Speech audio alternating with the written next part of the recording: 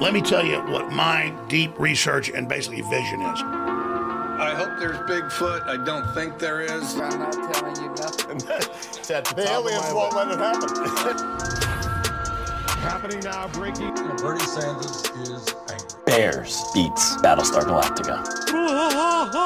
What are the tips? Give me some tips on how to work with Wes Anderson.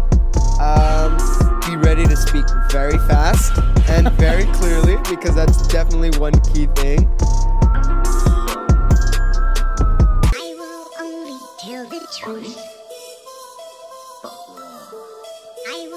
Until you and 6 kids you barely know in wet bathing suits have surrounded 9 chimpanzees outside of a Wendy's, you probably really don't know yourself, okay? Yep. And we back. Hello and welcome. You're listening to your new favorite podcast and the best in political, sports, and paranormal news coverage.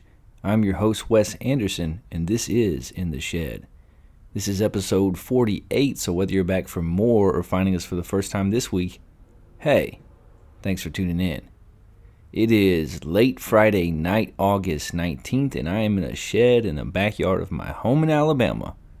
Also, I can hang out with you tools and talk about the latest headlines, stories, and rumors in the world of politics, sports, and the paranormal. Never fails when I record that part, a large motor vehicle drives by.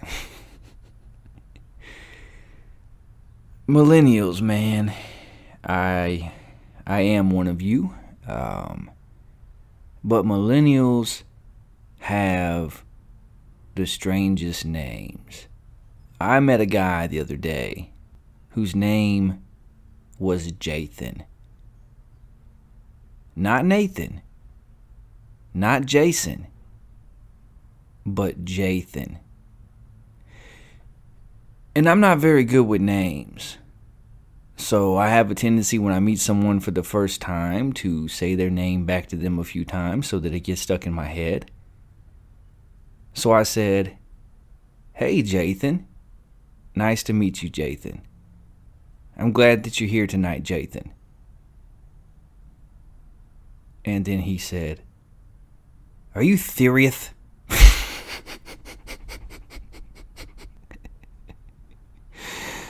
Oh, man. That's how we're starting the show tonight. Yeah. Little dad joke. Little humor. Didn't write that joke. Thought it was funny enough to co-opt it and use it for the intro of the show this week. So, there you go. Feel free to spread that far and wide. Give me the credit if you want. Don't know. Saw it on Facebook. Like the joke. I made the mistake this week of answering a question on Twitter. Yeah. You can follow us there at InTheShed4. Was scrolling my Twitter feed and just like this show and all of our wonderful, wonderful tools, you are the sharpest tools in the shed. My Twitter feed is a different collection of individuals, okay? You got people who love hip-hop. You got NBA Twitter, UFO Twitter, a community of writers, folks that love horror movies, paranormal investigators, folks that love history and the Bible. All kinds of people on my Twitter feed. So I saw a question that one of these people had posed. Who is the better NBA player? Brandon Ingram or Andrew Wiggins? And I thought about it for a minute. And I hit reply.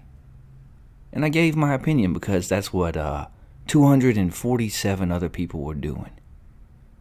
And I said Brandon Ingram is by far the better scorer. But I think Andrew Wiggins is the better player overall. And oh my Lanta. The army of individuals that came out of the woodwork. You would have thought that I said I thought I was a better basketball player than Brandon Ingram, which at one time I might have been. I was being quote tweeted and mocked and made fun of and called all kinds of names. And look, I get it. Brandon Ingram averaged far more points last year than Andrew Wiggins did. He was the number one option on his team that made the playoffs. Andrew Wiggins was the third option, at least on his team, that won the championship. But hey, if you put Brandon Ingram on a team with Steph Curry, Klay Thompson, and Jordan Poole, he wouldn't be very much better than the third option either, okay? And there's no doubt that Andrew Wiggins is the better defensive player. I think that Andrew Wiggins has a better post game. Andrew Wiggins is just as good, if not better, finisher around the rim. Andrew Wiggins can score the ball, but he actually plays very good defense. Has become a phenomenal defensive player. He's becoming a better rebounder. He was a starter and key contributor to a championship-winning team. It's not like I said that there was a scrub or a guy off the bench that was better than Brandon Ingram. And I got absolutely railed. Absolutely railed for hours. These people were in my mentions for hours, sliding into my DMs, quote tweeting me, saying, hey, come look at this guy, all these different things. My phone was blowing up all day at work because I had the audacity to give an opinion on a question posed by someone on Twitter. And none of these people who are raking me over the coals follow me. I do not follow them. And at first I was offended because they were calling me, 2 or 3 of them kept calling me a casual. I can't talk hoops with you. You're a casual. If you think Andrew Wiggins is a better basketball player than Brandon Ingram, it's clear to me that you are a casual. Hey, if you've ever listened to this show, if you know me at all, let's get one thing straight. There's one thing that I am not casual about. A few things. But one of them is basketball, okay? I played basketball since I was 4 years old. I have played, coached, and refereed basketball. I know the game inside and out. I have a better jump shot than you could ever dream of. And not only do I know the fundamentals, but I can actually execute them personally. And I could teach you to do the same. I watch basketball during the off season. I watch NBA basketball. I watch high school basketball. I coach young people in basketball. I'm not a casual basketball fan. So I started to get offended. I started to almost get sucked into that I have to reply to all of these strangers and correct them and show my basketball IQ and my prowess. But then I noticed something. All of these people who were coming at me, all of these people that were in my mentions, all these people that were quote tweeting me, they weren't basketball fans. They were Brandon Ingram fans, okay. All of their accounts had usernames like Brandon Ingram for MVP, New Orleans sports fans, Pelicans for life, Brandon Ingram's burner. All of these names, they had his picture as their avatar, okay. And then it just kind of put things into perspective for me. It's not that you can't talk hoops with me because I'm a casual. It's not that my opinion, even if you disagree, is absolutely absurd. It's that you're this guy's #1 fan. This dude is your favorite player. You're a little bit biased. And this is the problem with social media. Is we get people at our throats. We get people in our mentions. We get a whole crowd of people that start passing us around, calling us names. And we start to question ourselves like, but I know what I'm talking about. I have an informed opinion. Maybe I should. Hey, these folks are strangers. They do not know you. It's not your opinion that's wrong. It's the whole hot take, I told you so, I can be louder than you, I'm going to rally folks around my point of view culture that comes with social media. So it's okay to reply, it's okay to give your opinion, it's okay to interact with people. But don't get sucked in like I almost did when people are in your mentions You don't have to reply to these people. These aren't serious people. These aren't people that know you. These aren't people that support you. And most of the time, these aren't even people that understand what you're talking about, okay? So, hey, when it comes to social media, find your crowd. Find people that build you up. Find things that you think are interesting. Cultivate your Twitter feed to include your group of weirdos and your tribe and your people, and do your thing. But don't get taken in by the nonsense. You might think Brandon Ingram's a better basketball player than Andrew Wiggins. That's fine. My opinion is he's not. And that's also fine too. As the rain really starts to fall now, we ain't had an episode like that in a minute. You're going to hear the rainfall coming down on the roof of the shed in my backyard, because that's where I am. Yeah. It took a solid 3 to 5 business days before I stopped getting tweeted at or pulled into this mess. And thinking that Andrew Wiggins is a better overall basketball player than Brandon Ingram isn't even out of pocket. I didn't have people dragging me and so forth that were NBA fans, that were Warriors fans, that were commentators, that were NBA beat reporters, who were coaches. They were just a handful of Brandon Ingram fans that sent up the bat signal. Someone's attacking our boy. And it just reminded me that social media, it isn't real, okay? It can be a good forum to gather with a like-minded community of people and meet some different folks and engage with different ideas and learn something, but it's not real life. And when it starts to have you questioning your own knowledge, your own self, when it starts taking up inordinate amounts of your time, it's time to unplug. It's time to unplug. Look, I got nothing against Brandon Ingram or the Pelicans. I rooted for them in the playoffs. He's a tremendous player. He's gotten a lot better on defense. He's a good scorer. Okay. But social media, it isn't real. And you got to remember that. Love the sound of the rain on the roof of the shed. It's kind of calming.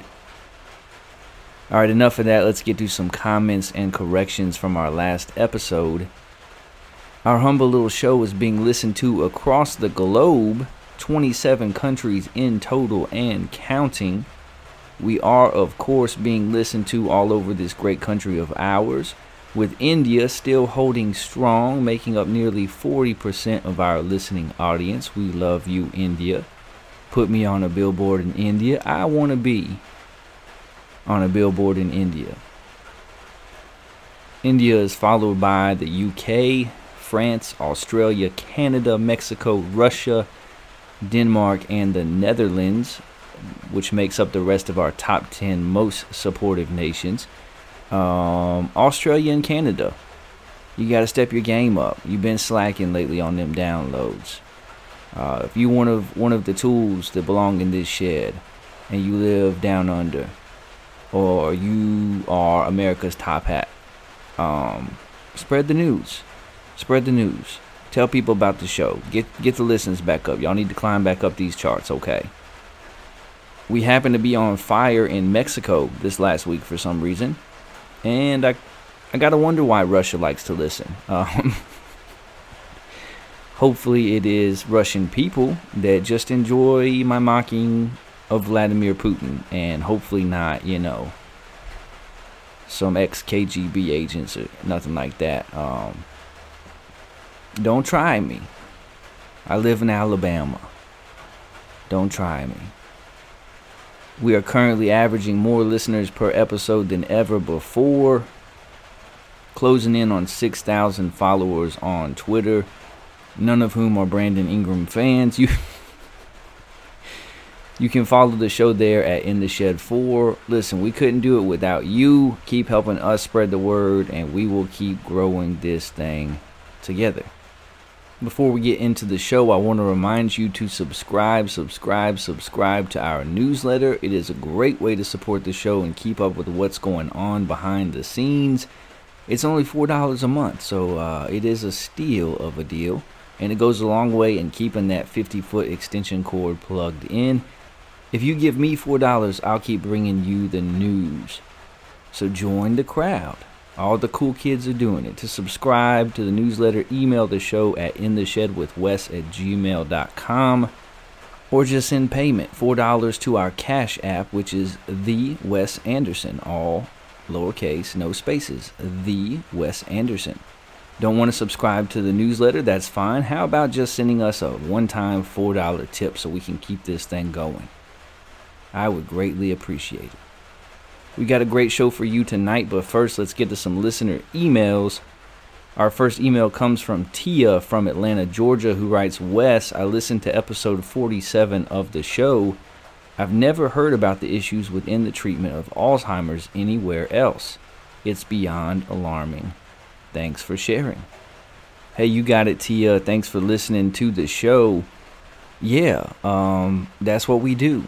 You listen to In the Shed with Wes Anderson, and you will hear things that you're not hearing on cable news. Things that you're not seeing in the New York Times or on your local news broadcast. We bring in you the news that you might not get elsewhere. And the fact that all Alzheimer's medications might be based on an outright fraud within medical research is an astounding thing. If you want to hear about that, tune in to our last episode, episode 47 of the show. Incredibly important report there. Our next email comes from Bo from Louisiana, who says, "You're a idiot."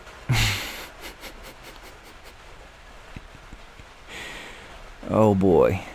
You can't make this stuff up. It says, you're, Y-O-U-R, you're a idiot if you think LSU finishes last in the SEC West. Get real. Bo, you might not have had all your schooling. I think you meant Y-O-U' there, my friend. And it's supposed to be you're an idiot. A-N.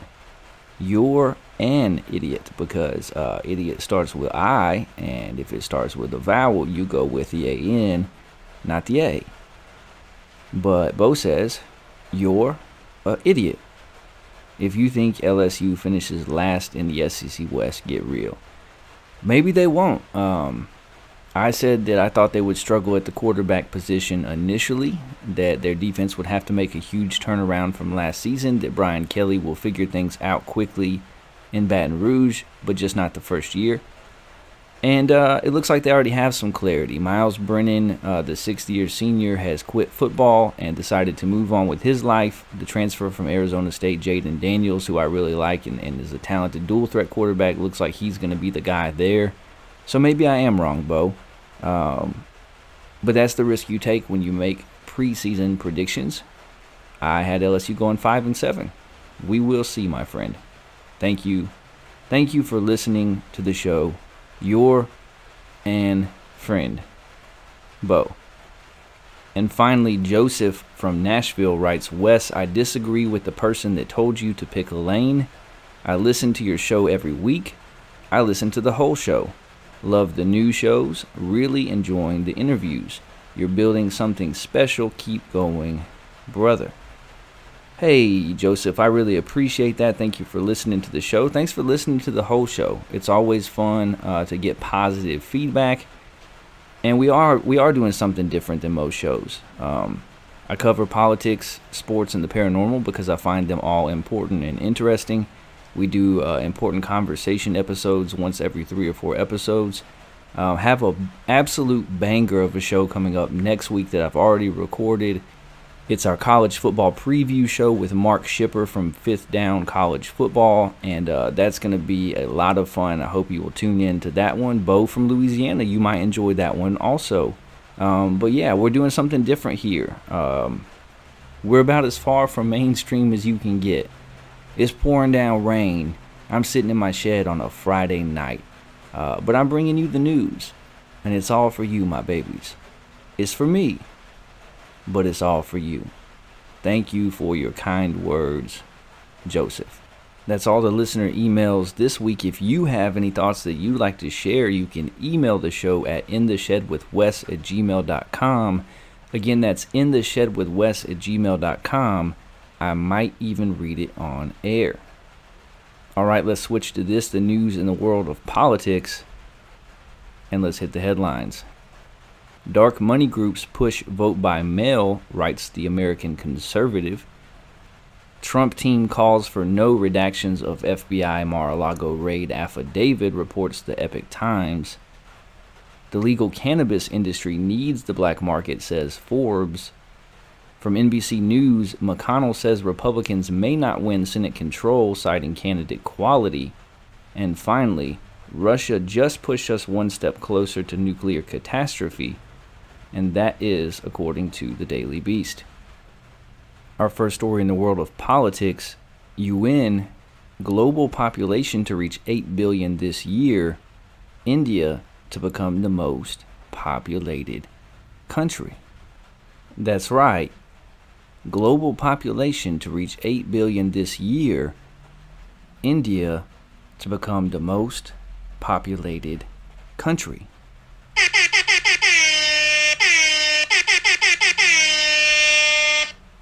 India to become the most populated country.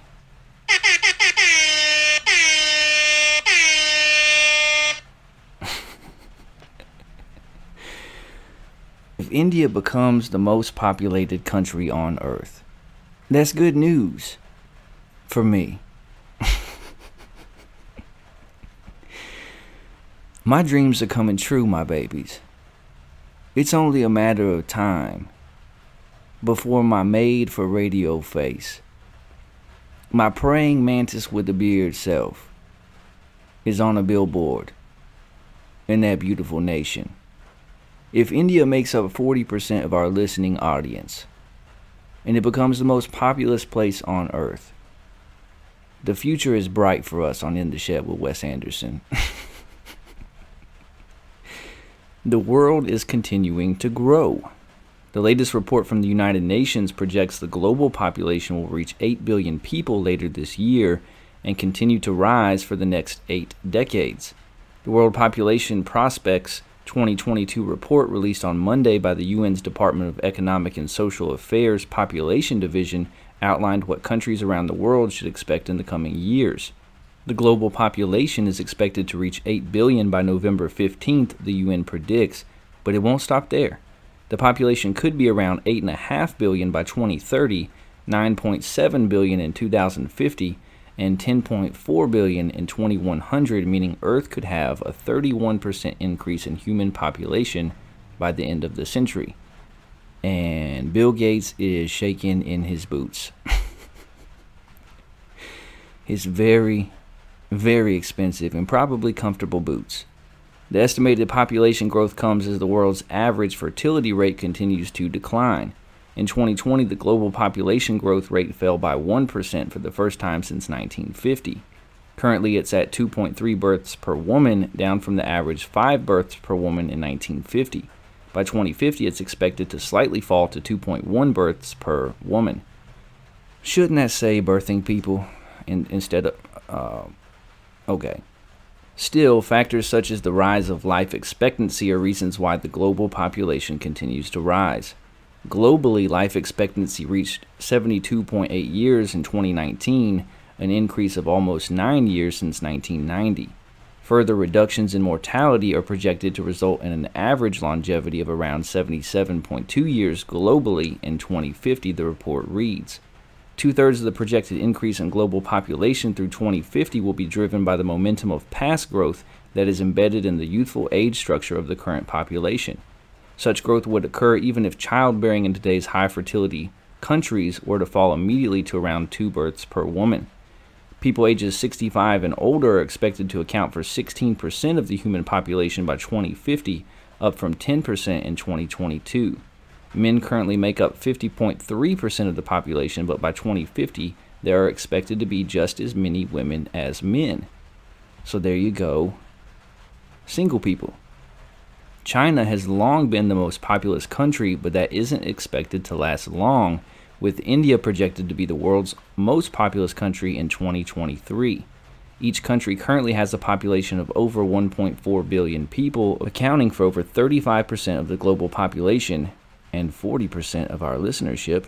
All aboard the listenership. But China's population is expected to start declining as early as next year. By 2050, India is projected to have 1.6 billion people, while China is projected to have 1.3 billion people. India is just one of 8 countries, including the Philippines, the Democratic Republic of the Congo, Egypt, Ethiopia, Nigeria, Pakistan, and the United Republic of Tanzania, expected to see major population growth by 2050. The increase in several sub-Saharan countries is expected to result in the population doubling in that area. On the other side of the population spectrum, 61 countries are expected to have a population decrease of at least 1%. Of that list, Bulgaria, Latvia, Lithuania, Serbia, and Ukraine are projected to lose at least 20% of their population. North America is projected by the UN to reach its peak population in the late 2030s and then start declining due to sustained low levels of fertility, but that won't affect the population of the US. The U.S. population is currently 337 million people, and it's projected to be at 375 million by 2050, still making it the third most populous country in the world, behind India and China. So, when I saw this report come across the news desk, and we do have a news desk here on In the Shed, how could I not included in the show? How could I not talk about it? I gotta throw a bone to my boy Ramesh and to our listeners over in India. I love your music. I love Bollywood. I love your culture. And I appreciate your support. I don't know what makes this show so very popular in the wonderful nation of India. But I accept it, and I'm grateful for it, and I want you to make us a thing. Make us a thing, India. Make In the Shed with Wes Anderson great again. Not like that, but like this, you know. It's interesting to me that China will be surpassed, that their population will be on the decrease. And it is good news and encouraging that the average lifespan worldwide is continuing to lengthen. That's a good thing. I'm happy for that. My Meemaw, shout out Meemaw. Y'all know I love my Meemaw. It's all for you, Meemaw. And my Pawpaw are blowing those averages out of the water. They cannot be stopped, okay? But I would love to live longer. I'm in favor of that. And I thought it was interesting that the fertility rate, especially in North America, is on the decrease steadily. I would like to see studies about why that may be. My guess is it might have to do with personal choice and economics, but also with issues of health care, with issues of diet, with issues of medication. Just a guess. I don't really know. I'm just a guy in his shed on a Friday night in Alabama. But I thought that was interesting. I thought it was noteworthy, and I'm in support of you, India. Go ahead and surpass China.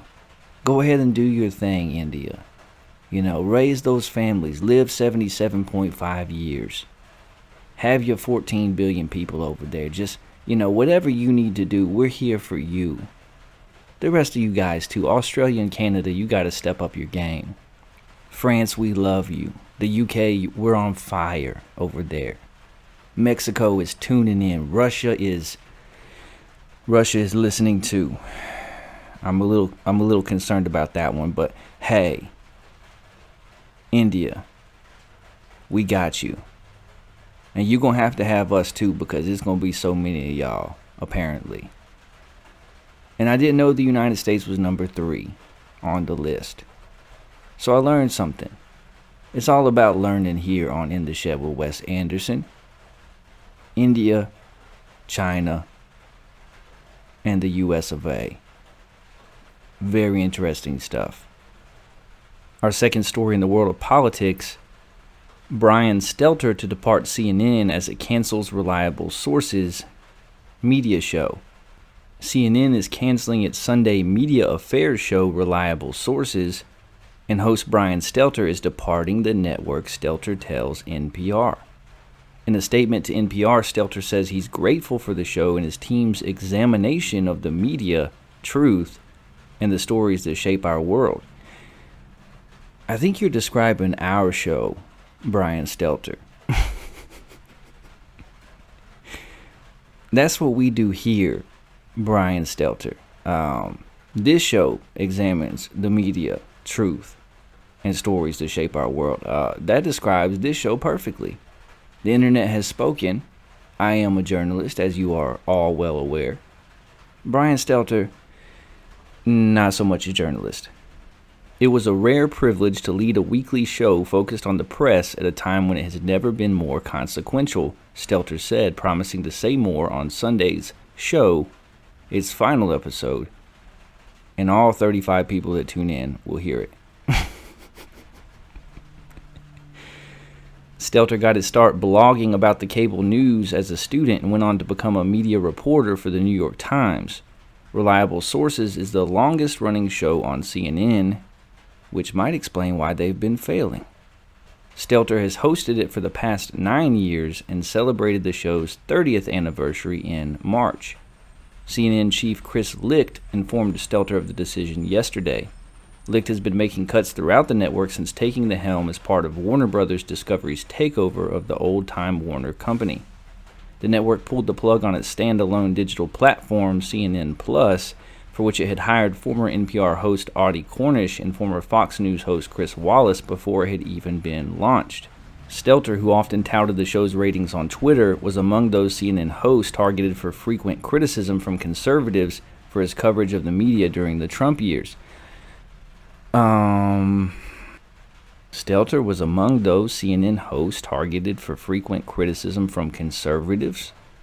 Brian Stelter was targeted for frequent criticism from people with a pulse. It wasn't just conservatives, okay? It was anybody who's paying attention. Among those publicly joining in on the broader criticism of CNN as having become politicized was the investor John Malone, a major financial stakeholder of the new Warner Discovery conglomerate. During an episode in February, Stelter cited Malone more than a dozen times in coverage of the Discovery deal for CNN and its sister properties, expressing some concern about the investor's influence. Stelter came to CNN from the New York Times as the nation's top media reporter. He departs CNN an impeccable broadcaster, said Amy Entelis, CNN's executive vice president for talent and content development.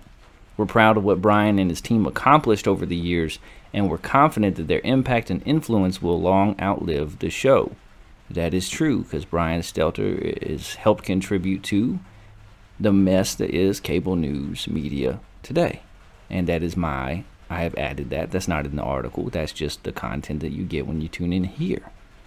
Stelter often chronicled the rhetorical wars over politics, its reporting, and even facts, ramping up the intensity of his periodic commentaries during former President Trump's tenure. It earned him recurring criticism from pro-Trump figures and taunting from Fox stars Greg Gutfeld and Tucker Carlson. Stelter also covered CNN's shortcomings but was seen as a loyal team player under former CNN chief Jeff Zucker. As Stelter later conceded, he was slow to recognize the depth of the ethical problems posed by former CNN star Chris Cuomo in advising his brother, then governor of New York, on how to handle accusations of sexual harassment. A corporate spokesperson confirmed the show's demise and said the network wished Stelter well in his future endeavors. The show began under veteran Washington correspondent Bernard Kalb and continued under the longtime media reporter Howard Kurtz. Kurtz now hosts a show with a similar format on Fox News called Media Buzz, which will become, at least for now, the only major national television show analyzing the news business and journalism. In his time at Fox, Kurtz has rarely held his own network to account. CNN says it will continue the popular Reliable Sources newsletter. So, Brian Stelter is out at CNN. Cue up the world's smallest violin.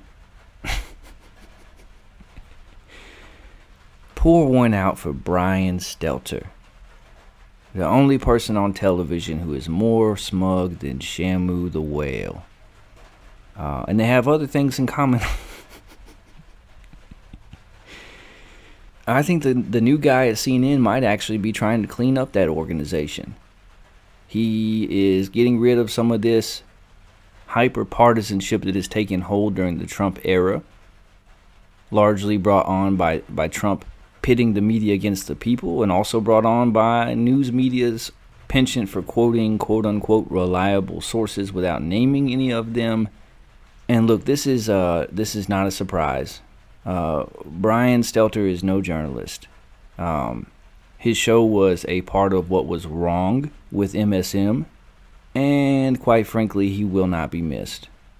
And look, I've been a critic of CNN. I told you the CNN Plus was a terrible idea, that it would not work. We were correct there.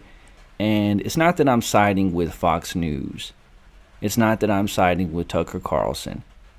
The problems that exist at CNN, they exist in the opposite direction other places, okay? ABC News, MSNBC, Fox News, all of the major players in cable news media, they share a lot of the same issues.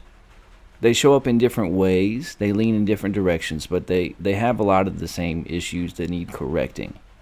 And on this show, we just try to give it to you straight. We try to tell you about things that other organizations and networks aren't sharing with you. We are a truly independent news show. We're a different kind of news show, and we keep it a buck with you.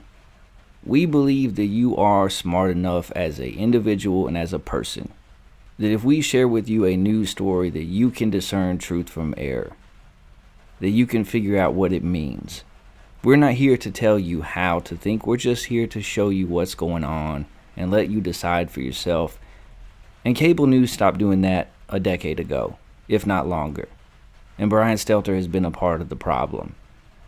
You know, when you were a kid and your grandparents came over to visit and you weren't playing outside and you were just sitting on the couch watching TV, and your grandmama say that you look like a knot on a log. Brian Stelter is if that knot on a log was personified and then given a cable news show. Brian Stelter is to journalism what Keeping Up with the Kardashians is to documentaries. Brian Stelter is to journalism what reality TV is to reality. Brian Stelter is what it would be like if Humpty Dumpty put on a suit and tie and read the news. Brian Stelter is as entertaining as a root canal. Brian Stelter is as trustworthy as gas station sushi. Brian Stelter is as talented as he is not handsome. Brian Stelter is less popular than a colonoscopy. Brian Stelter is a potato.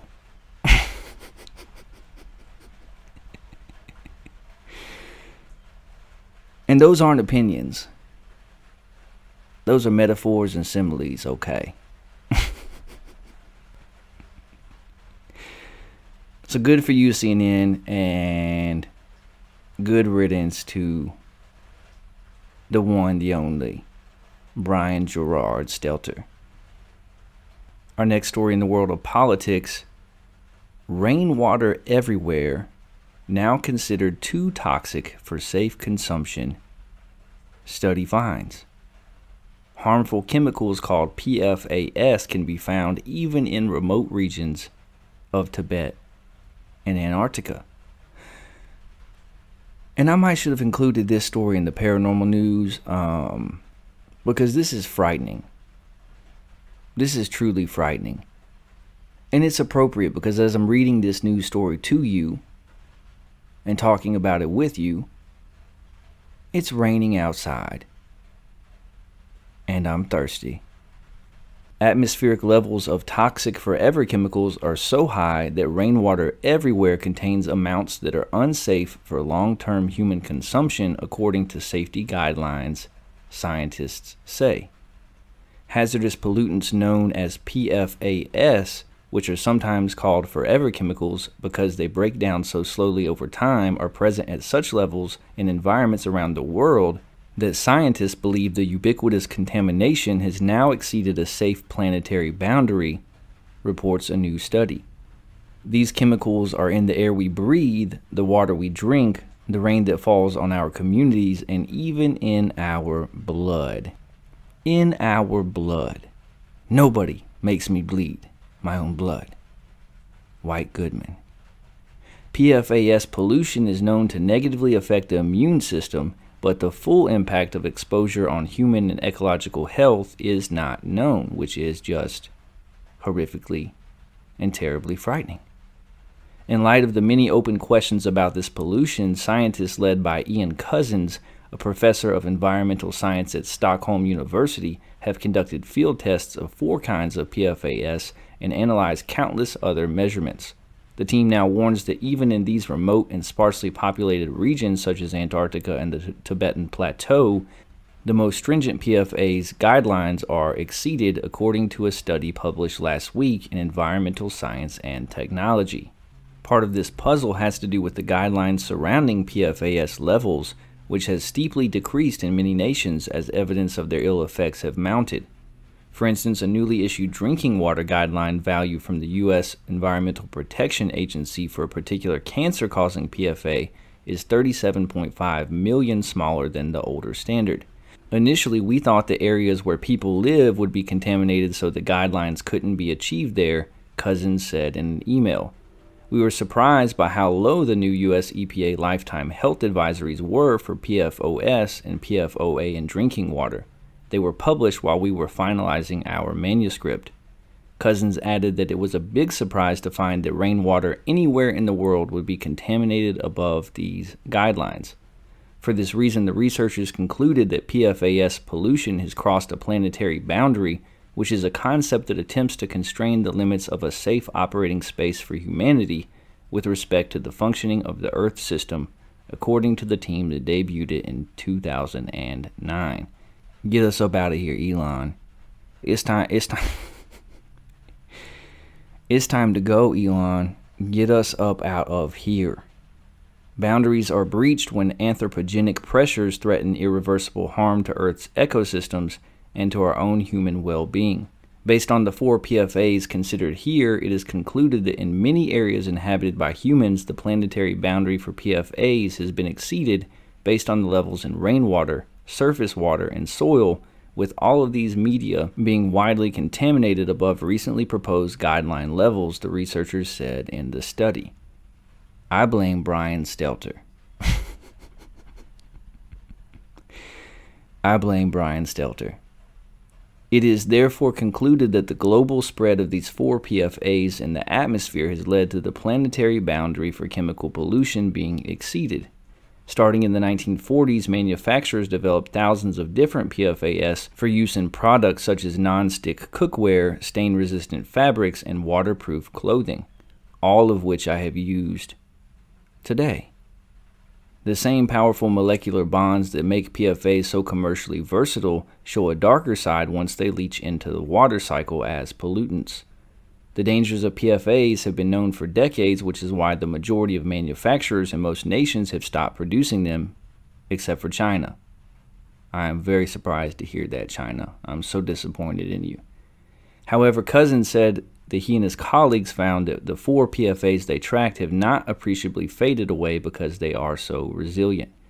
The 4 substances that we discussed in the paper were phased out some time ago, except for in China, Cousins said.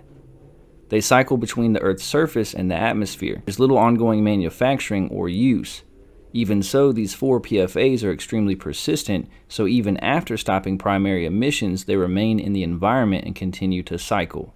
Though there are cleanup technologies that could help remove these chemicals, they are costly and would not be able to extract enough PFAs to meet new safety limits. These technologies can be used to clean drinking water, wastewater, or contaminated soil, but not to my knowledge to such new levels as in the U.S. EPA guidelines, Cousins said. Those levels are also nearly impossible to measure. Apart from pressuring China to stop producing and consuming the 4 PFAs in the study, Cousins said there's not much that can be done except to wait for decades for levels to decline. They will slowly dilute into the deep oceans, he concluded, which is promising. We could also stop leaching from old landfills and make sure old wastes are incinerated at high temperatures. Regarding other PFAs, only use them if absolutely essential.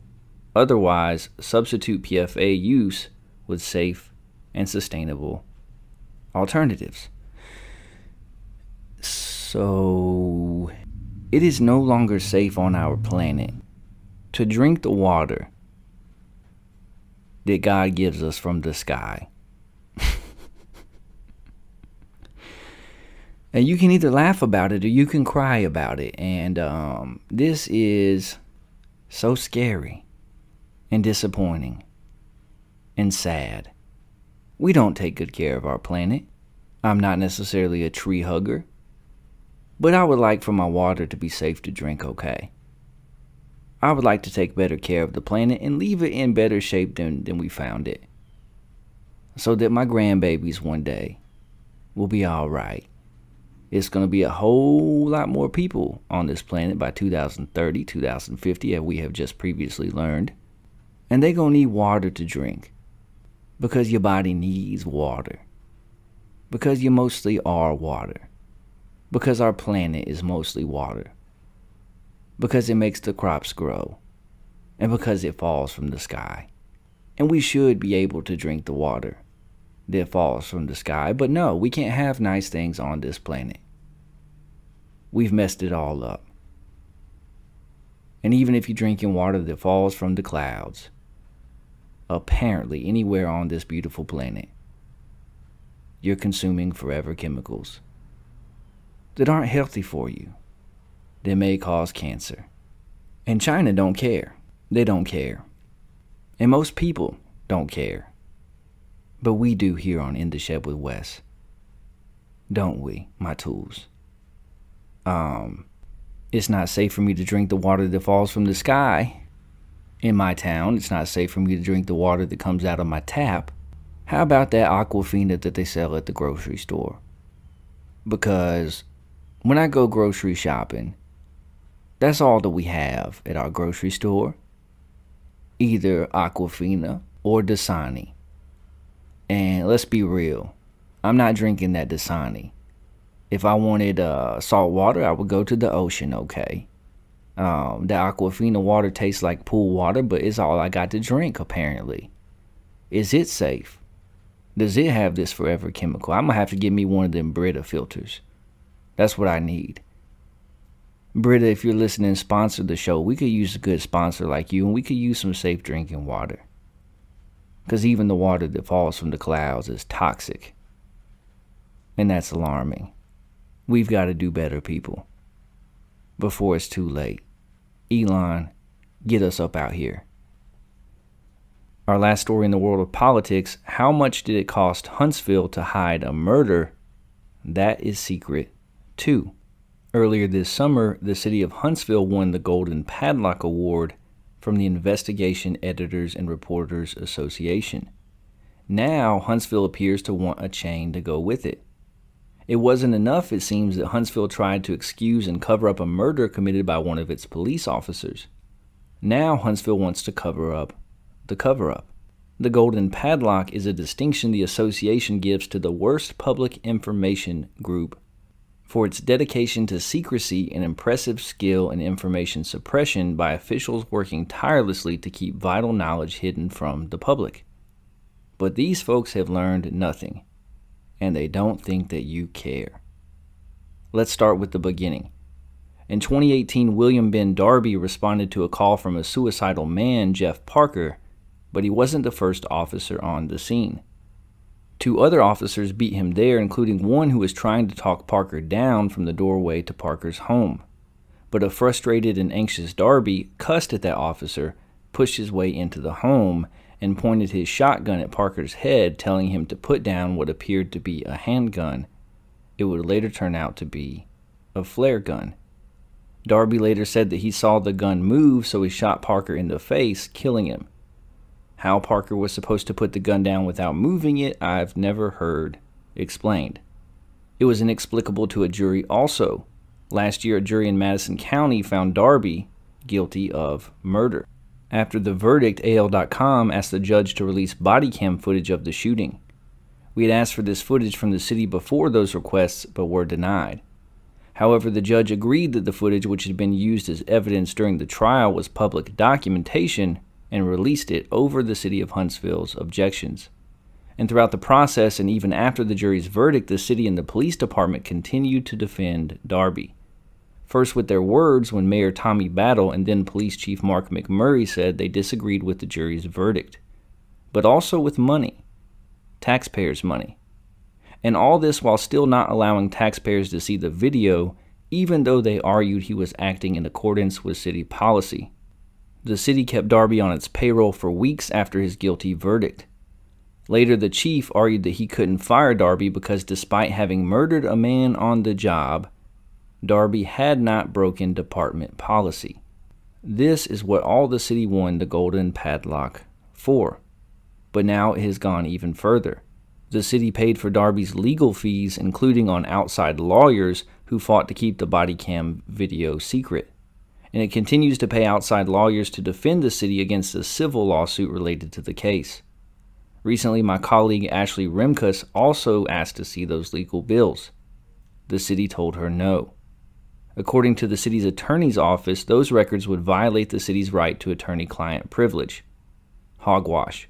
First of all, I've asked for similar documents from other cities before, including Birmingham, where I got them. This sort of request is common. This sort of denial is not. When necessary, legal billing records have been redacted to hide narratives that might disclose what the lawyers were talking about. That's fine. What has typically been left is no more revealing than a receipt with a lot of little numbers adding up to one big number. That's what the city of Huntsville doesn't want you to see. How much its citizens are paying to defend a murderer. They don't think Huntsville voters care about the secrecy. And why would they?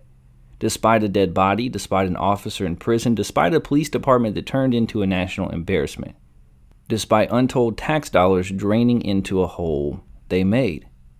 None of them have been shown the door.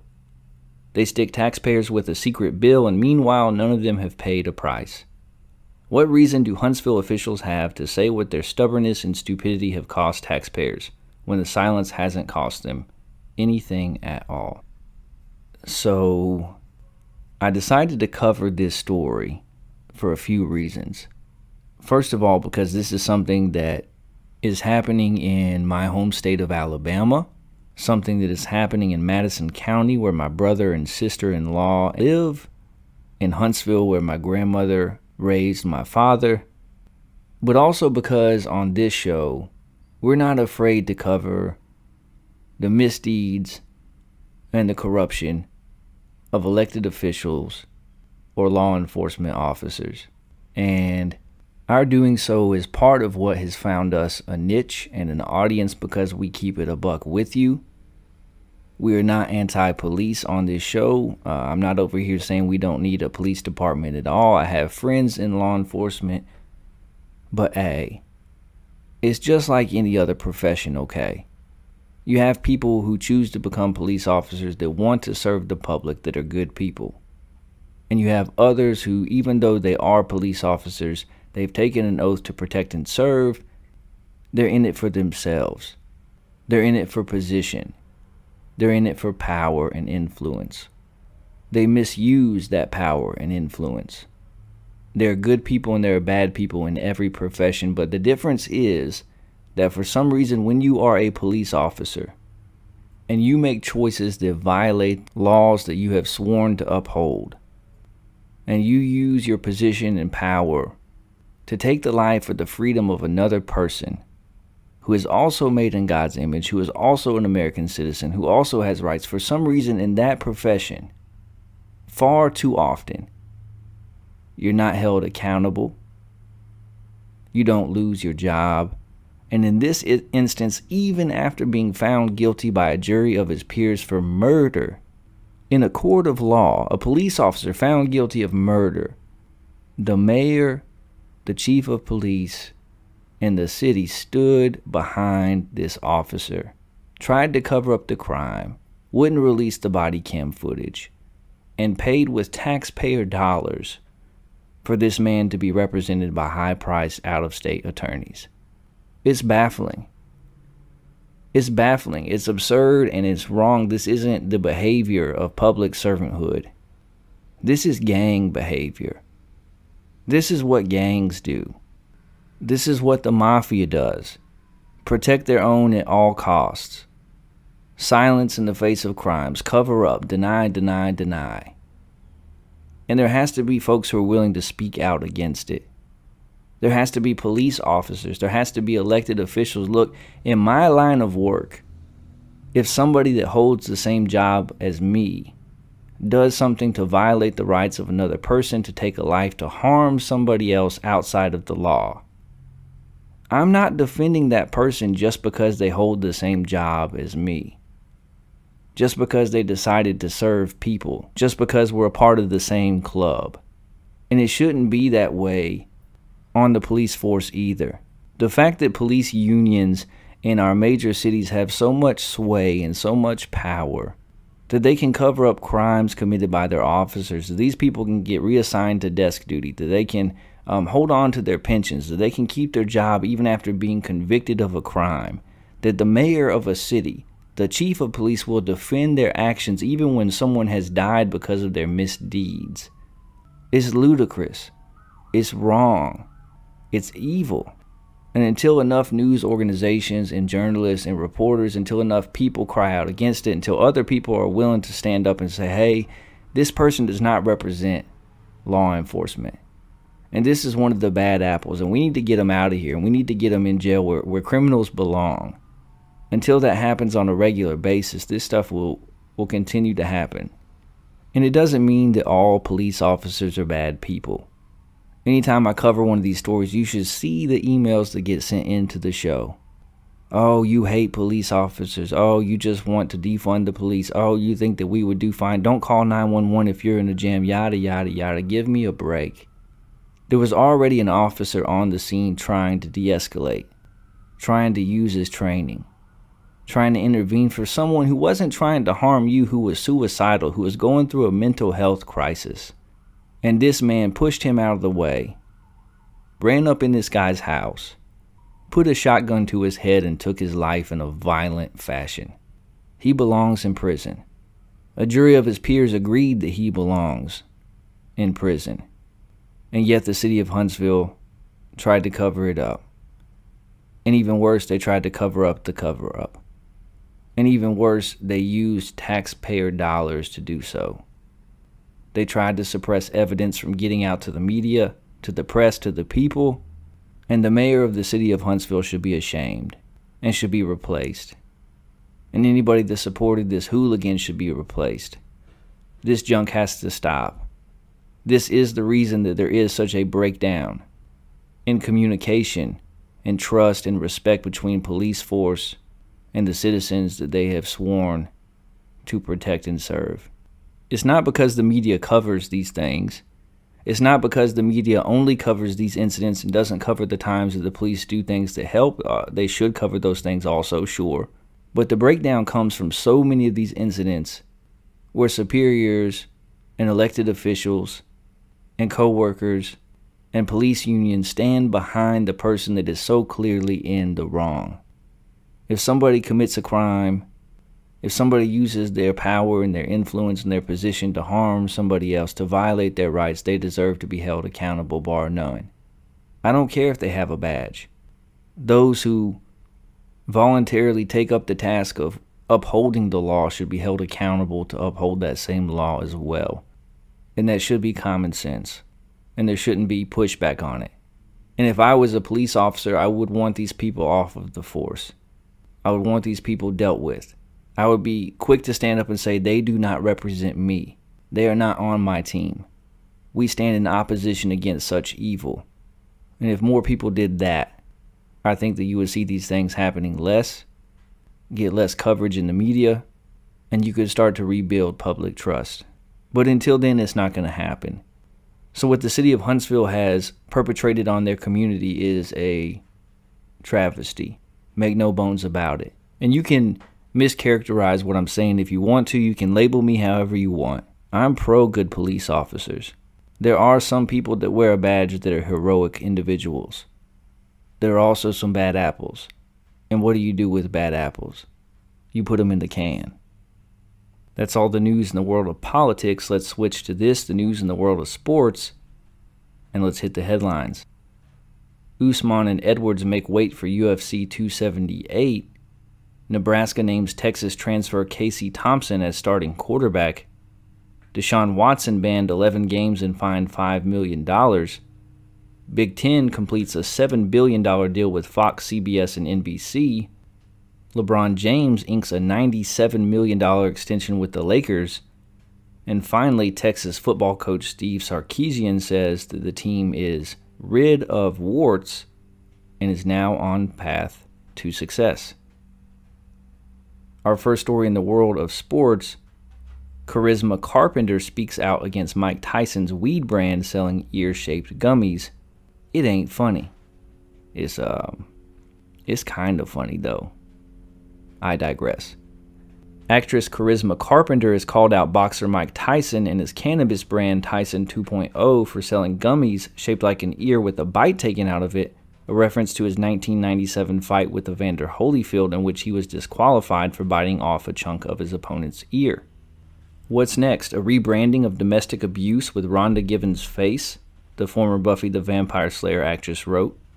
How does one of the most deplorable and shocking events in sports history become a marketing tool to earn millions? It ain't funny. What's next? Tyson apologized to Holyfield, but he was effectively banned from boxing for more than a year. As for Carpenter's reference to boomerang actress Givens, she and Tyson were married for about 8 months in 1988, and she accused him of physical abuse. In October 2009, Tyson told Oprah Winfrey that he had socked her before, but that she hit him back as well. Givens took issue with his comments, so much so that she wrote a letter to Winfrey saying that she disapproved of the way she had handled the interview. Winfrey publicly apologized. Givens went on to be a spokesperson for the National Domestic Violence Hotline and has continued to advocate for victims.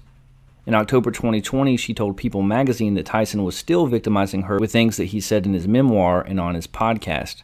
Carpenter noted the pain that Tyson has inflicted in her comments. I believe in second chances and the healing benefits of cannabis for sure, when there's evidence of remorse and rehabilitation. But the marketing and branding of this ear product does neither. It's irreverent, dismissive, and exploitative of the pain that Tyson has inflicted. Yahoo Entertainment has reached out to Givens, Tyson, and Tyson 2.0 for comment, but has not heard back from any of the parties. So, if you didn't know, former heavyweight champion of the world and most feared man in the world at one point in time, Mike Tyson, now has a cannabis company. And apparently one of the products that they were going to sell, maybe still are selling, was an edible in the shape of an ear with a bite taken out of it already. That's a bold choice, Cotton. We're at 2 dodgeball references now, for those of you keeping score at home. Yeah, I don't know that I would go with that in 2022. A lot of people will find a product like that humorous, and many more will try to get you canceled. I'm not sure that you can cancel Mike Tyson. He's already been in prison. He's already bitten Evander Holyfield's ear. He's already talked about eating people's children. And he's no doubt mellowed a lot in his old age. If you listen to his podcast, if you see him in interviews now, he's very disconnected from the person that he once was when he was in the ring. For years and years, he knew nothing and practiced nothing but violence. And sometimes, apparently, that violence bled outside of the ring and outside of the world of sport. And he was a very troubled individual, a very troubled youth, and he's been the first to say that. So on the one hand, it's great to see that Mike Tyson has found some healing, that he's an involved parent, that his life looks different today than it used to. I hope that financially and mentally and in every other way that he's found peace. But I'm not sure that I would be selling a product like this. It's just asking for trouble, Mike. It's just asking for trouble. And you got some bad advice on this one. I would love to know what you think. Does this product cross the line? Is it something that is more offensive, or is it just something that's humorous? Is it a product that you would be interested in buying? Do you think that he should have never made it at all? Email the show at intheshedwithwes@gmail.com. Find us on Twitter at intheshed4. I would love to hear what you think about this topic. Our next story in the world of sports: billionaire Mark Cuban launches online pharmacy aimed at lowering generic drug prices. Billionaire investor and Dallas Mavericks owner Mark Cuban has launched an online pharmacy for generic drugs that promises steep discounts over traditional distributors. The Mark Cuban Cost Plus drug company announced the opening of its online pharmacy on Wednesday. The pharmacy says it will bypass healthcare industry middlemen and help consumers avoid high drug prices by charging manufacturers prices plus a flat 15% markup and pharmacist fee. All drugs are priced at cost plus 15%. Sign up and share your thoughts and experiences with us, Cuban tweeted last week. The launch comes several weeks after the company established its own pharmacy benefit manager. PBMs are companies that work directly with health insurers, drug makers, and pharmacies to manage drug benefits and have a major impact on the prices of prescription medications. Sky-high drug costs have long been a problem in the USA. Gallup poll released in September found that 18 million Americans reported being unable to afford at least one doctor-prescribed medication in the previous 3 months. President Biden said in December that the U.S. has to do something about outrageously expensive prescription drugs.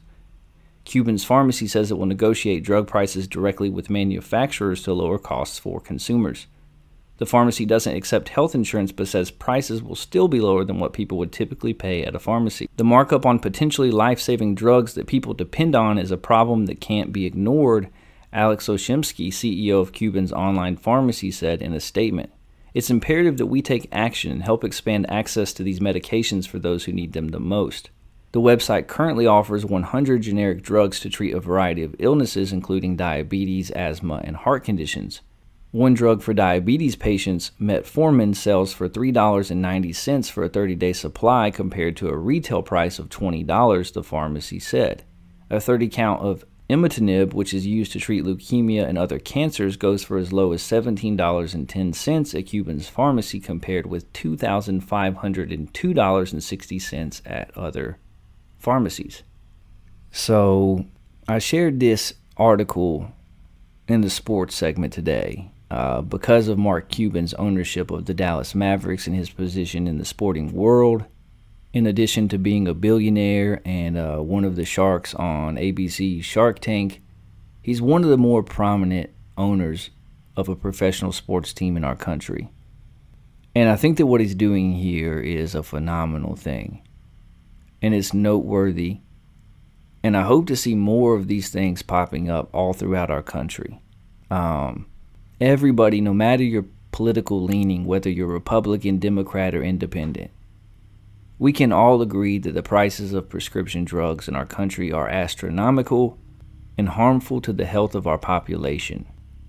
As we've talked about on this show before, in America, we don't really have a health care system. We really have a sick care system. That may sound like mumbo jumbo to you, but it's just factual information. We don't make it possible for preemptive health care in our country. Instead, we just have a system where once you become sick, you're able to get treatment if you have insurance, if you can afford it. And I've told you before, I was prescribed a medication that I need in order for my internal organs to function properly. And I went to fill the prescription. And for a 30-day supply, it was over $8,000. $8,000. Luckily, I do have health insurance, unlike some people in our country. And after running it through my health insurance, it was like $45 a bottle or something like that. I don't think that people should be sick and should not have access to health care simply because they're poor. Label me a leftist, a communist, call me whatever you want to call me. DM me, slide in my DMs, call me all kinds of names, write me hateful emails. But I don't see being healthy as something that's only for those with money. And unfortunately in our country that is the case too much of the time. Even in comparison to other first world countries around the globe, our prices for prescription drugs are through the roof. And it may be on a small scale, but Mark Cuban is at least using his resources to do something about it. I'm sure it's not a perfect system, but at least he offers some relief to people in need, to people suffering with diabetes, to people who have asthma, to people who are in recovery and getting treatment for cancer. And I applaud him for that. And this is a little piece of good news. I like to include some good news on the show. You can't drink rainwater anymore, which is sad, but you can, at least in some places, find affordable prescriptions that you need to remain healthy. And I hope that this will be an example that sparks conversation, that gets the ball rolling. I hope that we as people will challenge our lawmakers and policymakers and those who we have elected to represent us to do something about this crisis in our country, to challenge Big Pharma and challenge these companies and these CEOs that mark up these prescription drugs 1,000 times, 500 times, 5,000 times their cost in order to make profits, even at the expense of the people that those drugs are supposed to help. So kudos to you on this, Mark Cuban. You may not like the Dallas Mavericks, you may not like Shark Tank, you may not like Mr. Cuban or his politics, but this is unequivocally a good thing that will benefit real people.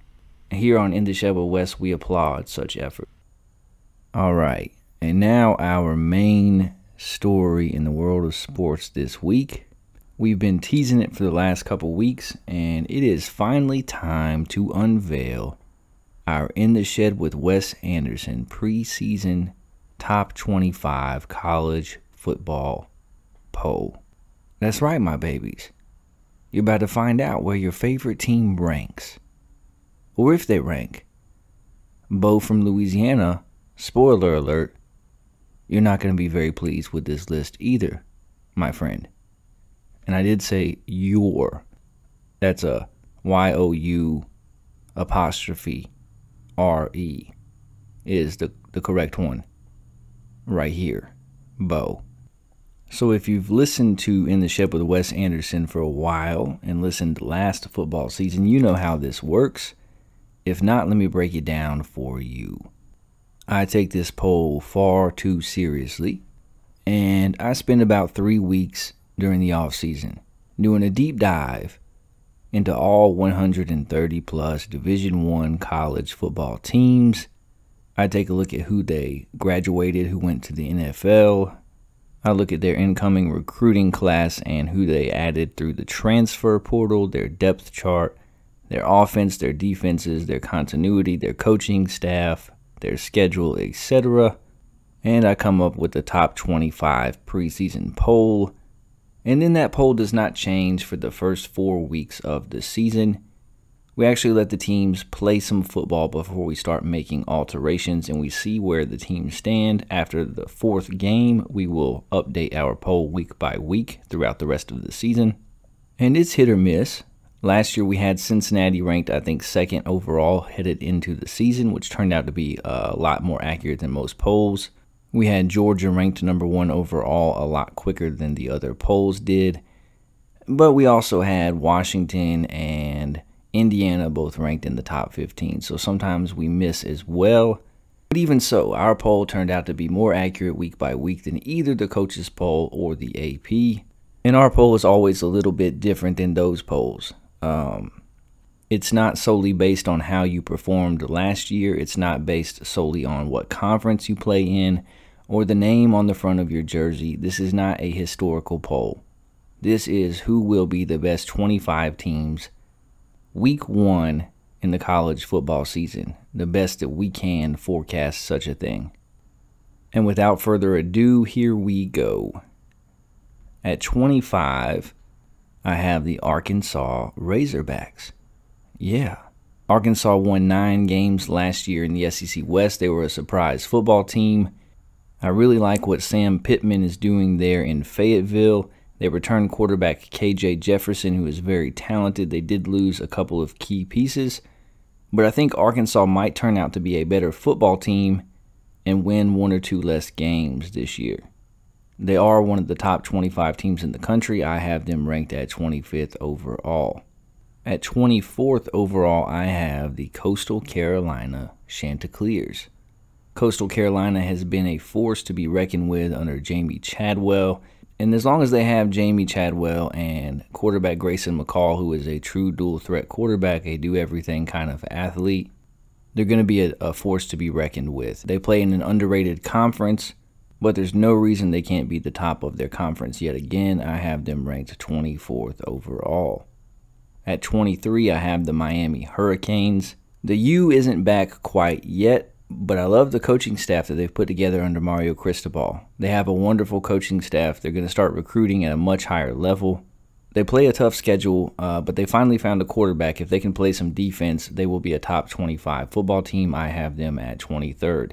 At 22nd in our poll, I have the Tennessee Volunteers. Shout out to my friend Christy. Tennessee has one of the premier home field advantages in the country still.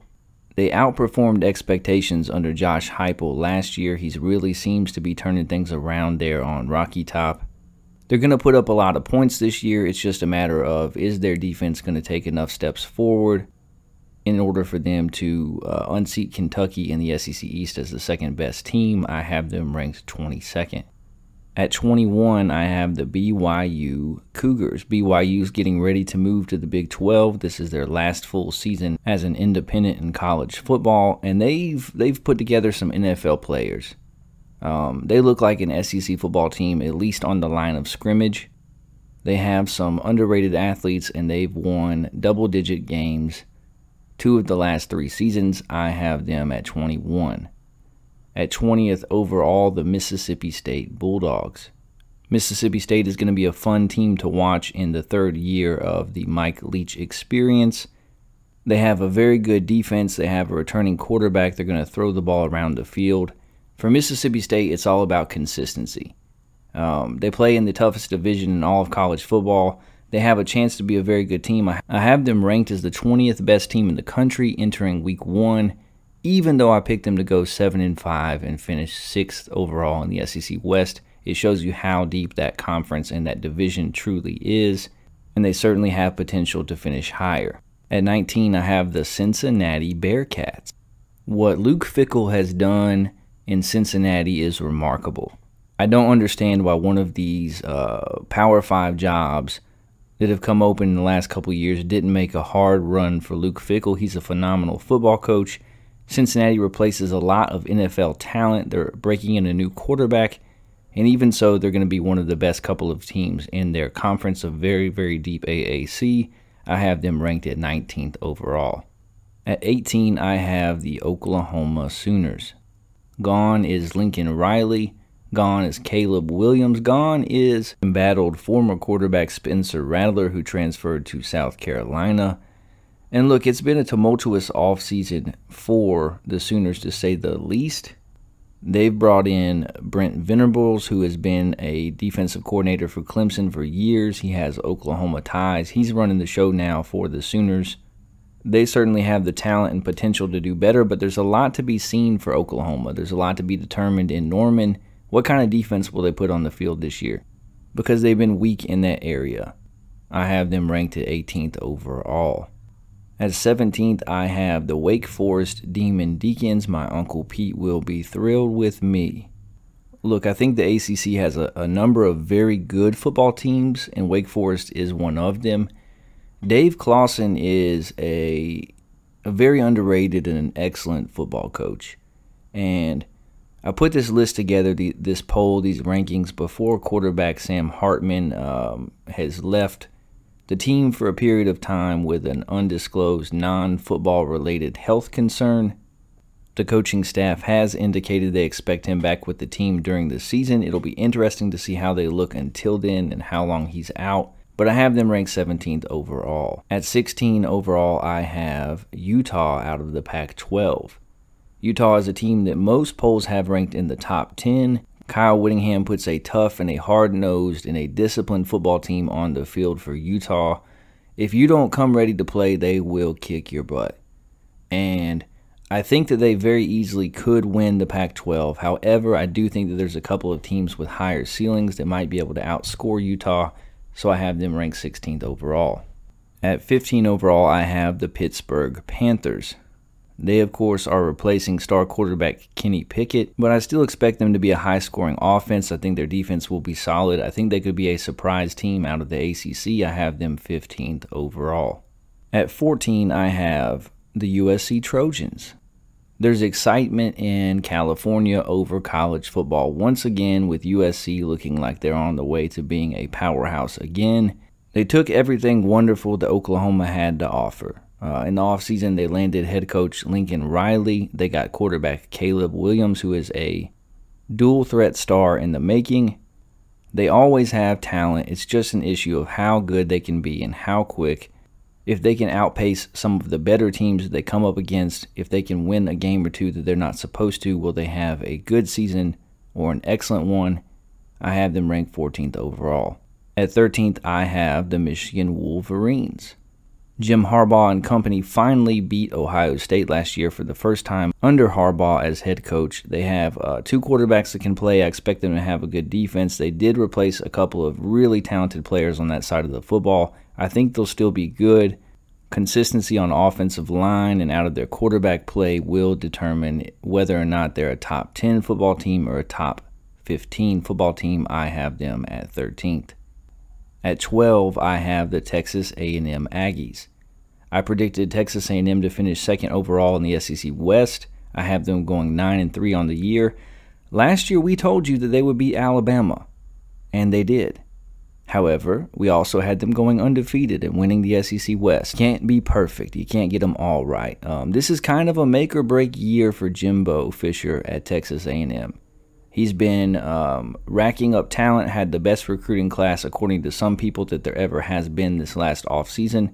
They have talent. They have depth at every position. They're going to have an excellent running game. They're going to have a lockdown defense again.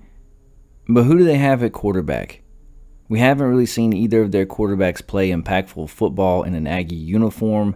Will it be Haynes King that won the starting job last year and then got injured right away? Or will it be LSU transfer Max Johnson? Who's going to be under center for Texas A&M? How good will they be? That will determine their ceiling. I have them 12th overall.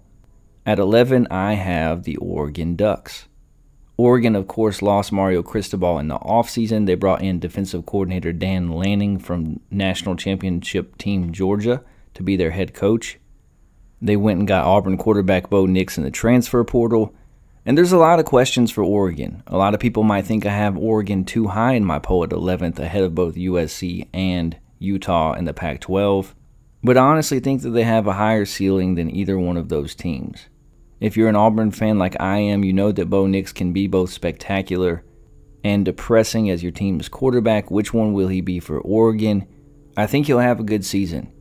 I think he's going to be throwing to a lot more open receivers as a member of the Oregon Ducks than he did in the SEC. I think he's going to have the freedom to run around a little bit. If Oregon can put together a solid defense, they can really surprise some people in the Pac-12. I have them at number 11. And now for our In the Shed with Wes top 10. At 10, one of my surprise teams in college football this year out of the SEC East, I have my Kentucky Wildcats. Suck on that, John Calipari. I have this team winning double-digit games again. Kentucky had a couple of key players opt in and come back for another year on the defensive side of the football. I think they'll have one of the best 2 or 3 defenses in the SEC this year. They're going to have a solid offensive line. They have a very good running game with Chris Rodriguez. And they have a returning signal caller in Will Levis that could be a first-round draft pick next after this season. For Kentucky, it's all going to come down to whether or not Will Levis can take that next step and become an elite quarterback, if Kentucky's offense can limit turnovers, and how they perform in a couple of early season matchups. They have a road game against Ole Miss. They have a home game against Florida very early in the year. If they win both of those games, I have Kentucky going 11-1 overall and playing against Alabama for the SEC championship game. If they lose one or both of those games, they could slip to 8-4 and 7-5. But coming into the year, I had the Kentucky Wildcats as the 10th best team in all of college football. At number 9 overall, I have the Notre Dame Fighting Irish. There's been a lot of talk on Sports Talk Radio this week After the AP poll ranked Notre Dame 5th overall about how ludicrous that was, how maybe they're not a top 10 or 12 team. And I hear you. I know they've disappointed in some big spots in the last couple of seasons, but look, last year they went 11-1 on the year. They have a lot of returning talent on that roster. They have a very interesting dual threat quarterback there. And there's an energy around that program and that football team that hasn't been there in the past under head coach Marcus Freeman. I really like what Notre Dame is doing. I have them at 9th overall. At 8th overall, I have the Clemson Tigers. Just like Jimbo Fisher, this is a big year for Dabo Swinney and the Tigers. They took a real step backwards last year, going 9-3 after being one of the premier teams in all of college football for a decade nearly. And they get back in the hunt for the college football playoff this year. They certainly have the defensive line to do so. This might be the deepest and the most talented defensive line that Dabo Swinney has put together at Clemson, which is saying something. But I think for the Tigers, it's going to come down to their offense. Do they get more consistent play from DJ Uiagalelei at quarterback? Can he be consistently great rather than just showing flashes? Last year he threw for 9 touchdowns and 10 interceptions. It wasn't a good season. They have a 5-star freshman that's just waiting in the wings if he falters. They're not as big up front as they have been in the past. And quite frankly, they lack the talent at wide receiver that has always been there for them in the seasons where they've done really well the last several years. They certainly have potential to climb this list to get higher in the rankings, but starting out the year, I have them at 8th overall. At 7th overall, I have Dana Holgorsen and the Houston Cougars. That's right, I have the Houston Cougars ranked 7th overall in the country. It might sound crazy, but hear me out. The Houston football team has a very, very good and disruptive defensive line that gave Auburn's offensive line fits in their bowl game last year. They returned a lot of talent and a lot of starters on that side of the football. They have a returning quarterback that is more than capable. I think that they're going to put points up. And most importantly, they have a very favorable schedule. In the regular season, Houston does not play Cincinnati or Central Florida in their conference this season. In looking at the schedules of all 130-plus Division I football teams, there was 4 or 5 that I earmarked that have a very good chance of going undefeated in the regular season, and so I ranked those teams highly. Houston is one of those teams. I think they go 12-0. If they win their conference championship game, then they'll be in the driver's seat and have an outside chance to do what Cincinnati did last year to knock on the door of the college football playoff. Unfortunately for them, they don't have some of the marquee out-of-conference matchups like Cincinnati did last year in order to prove themselves, but people will remember that they beat Auburn in the Birmingham Bowl to finish off last year. I think they have a very good football team. I have them at number 7. At number 6, I have the Oklahoma State Cowboys, the Fighting Mike Gundys. I see Oklahoma State as one of the very best teams in the Big 12. They're on the upswing once again with Mike Gundy. If they can win a couple of key rivalry games, then they can be a surprise team. They were very good last year. I have them at 6th overall. At number 5 overall, I have another surprise team, the NC State Wolfpack. Yeah, Dave Dorian is an excellent football coach. I think NC State is the best team in the ACC if they can get by Clemson. If they cannot have any letdowns against teams that have no business competing with them. They have an absolute winner and quarterback at Leary. They play good defense. They hold on to the football. I really think that they can surprise a lot of teams. They're one of those 4 or 5 teams that I earmarked that could go undefeated. I have NC State 5th overall in the country. At 4th overall, I have the Baylor Bears. Yeah, Dave Aranda would have been my top choice, and I contend should have been the top choice for the coaching opening at LSU. There were rumors. I don't know if they offered him the job or not, but I think he's an excellent football coach. And the way that he's brought Baylor football out of a tough time after losing head coach Matt Rule was incredible. I think that they're the best team in their conference overall. I like the way that they play. They have a lot of experience. I have them ranked 4th overall. At number 3, I have the Ohio State Buckeyes. Ohio State is always a top 5 team. They have electric quarterback in C.J. Stroud, one of the top NFL prospects at the position. Their talent can stack up with anybody. They're going to put points on the board. They have every opportunity to win their conference. They have every opportunity to go undefeated. The real question for Ohio State is what kind of defense will they put on the field this year? Because last year they just weren't good enough on that side of the ball. Not in big games, not when it counted the most. They have a test game 1 against Notre Dame. They brought in defensive coordinator Jim Knowles. They did an excellent job at Oklahoma State. How fast can he turn things around at Ohio State? Can he put a defense on the field that isn't just good, but is very good in year 1? If so, they might be one of the best 2 teams, but until I see their defense on the field, I have them ranked number 3. At number 2 overall, I have defending national champion, the Georgia Bulldogs. There's no doubt that Georgia is one of the best 4 or 5 teams and programs in the country right now. They are a consistent powerhouse out of the SEC East. There's no reason they shouldn't win the SEC East, even though I picked them not to. I have them going 11-1 overall. And even if they go 11-1 overall and fail to win the SEC East, they still could back into the college football playoff and do some damage. Look, their defense isn't going to be what it was last year. They lost too much. Their defense was one of the best defenses we've ever seen in college football. It's not going to be that. But all these people talking about how their defense is going to take a huge step back, I would pump the brakes. Because at Georgia, they don't rebuild, they reload. They have quality depth and talent at every position on the field. Kirby Smart is one of the best 2 or 3 football coaches in the game. And say what you want to about Stetson Bennett, about him having to compete for the starting job year in and year out. I know he's 5'4", but the man is a very good college quarterback.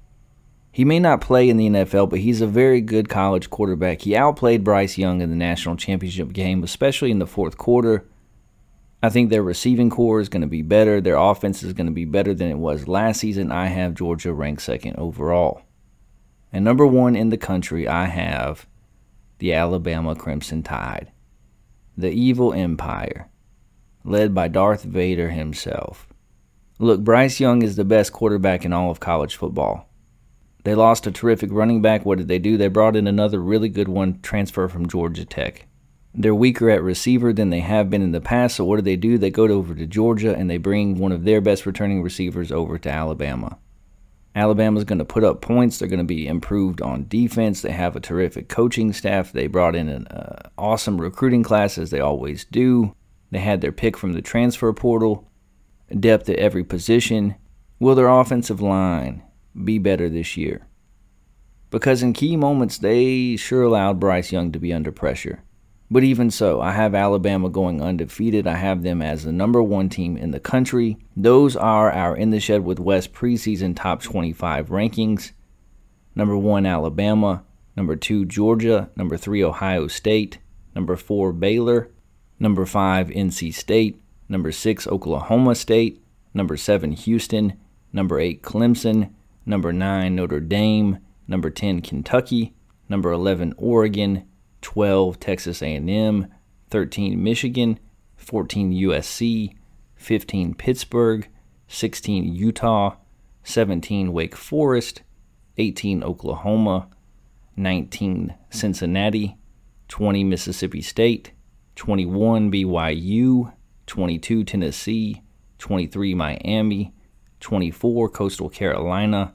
And 25, Arkansas. What do you like? What don't you like about those rankings? Who did I rank too high? Who did I leave out?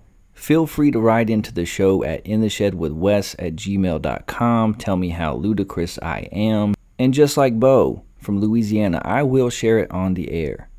If you don't use the proper words, I will mock you a little bit.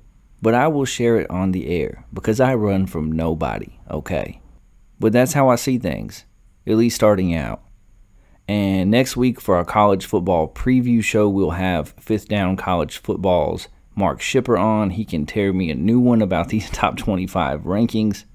And I already know that I'm going to hear from Big Ten fans, specifically from Wisconsin fans, from Michigan State fans. Here's the thing. I think both of those teams are going to be good this year. And probably by the time the year is over, they will be top 25 football teams. But Badger fans, before you write in, it took you half the year last year to discover the forward pass. I want to see what happens from the quarterback position in the offense of Wisconsin. We know that you'll run the ball. We know that you'll play defense. Can you throw the ball? And Michigan State fans, I think that your program is heading in the right direction. I think that you have a dynamic football coach. But show me, don't tell me. Let me see some consistency. You had a great year last year. Can you do it again? Because I think the Spartans take a step back this year. When this episode drops, I'm going to post these rankings on Twitter. You can find us there at InTheShed4. And I want to hear from you. Who did I leave out of my rankings that should have been ranked? Who did I rank too highly? How crazy am I for putting NC State at 5th overall? For putting Clemson at 8th? For putting Houston and Kentucky in the top 10? Maybe I'm crazy. Maybe I'm crazy like a fox. We'll find out in a couple of weeks. A couple of Saturdays. But those are my rankings. And by the way, Big Ten fans, I do have Wisconsin 26th overall and Michigan State 27th, just to let you know. But that's my top 25 for right now. Our In the Shed with Wes Anderson preseason top 25 college football rankings. I would love to hear from you. That's all the news in the world of sports. Let's switch to this, the news in the world of the paranormal. And for our first story, we go to NASA. That's right, my babies. We talking outer space. UFO Twitter. Tune in. NASA planning to use old satellites in an attempt to discover alien life. NASA is planning to repurpose old satellites that are already in space as they continue the hunt for alien life. The space agency last month announced it was launching an 8-month investigation into hundreds of unexplained UFO sightings. Dr. Thomas Zurbuchen, who sounds like a vegetable, is leading the inquiry in hopes that repurposed satellites could give another view on strange aerial phenomena. Phenomena. Phenomena.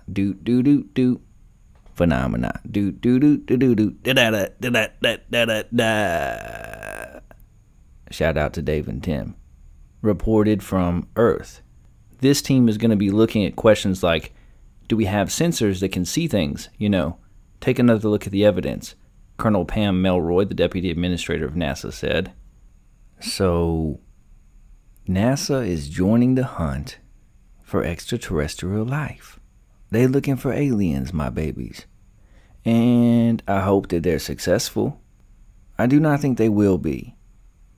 And not because I think that we are the only intelligent life in the galaxy and the universe, because I don't necessarily think that we are.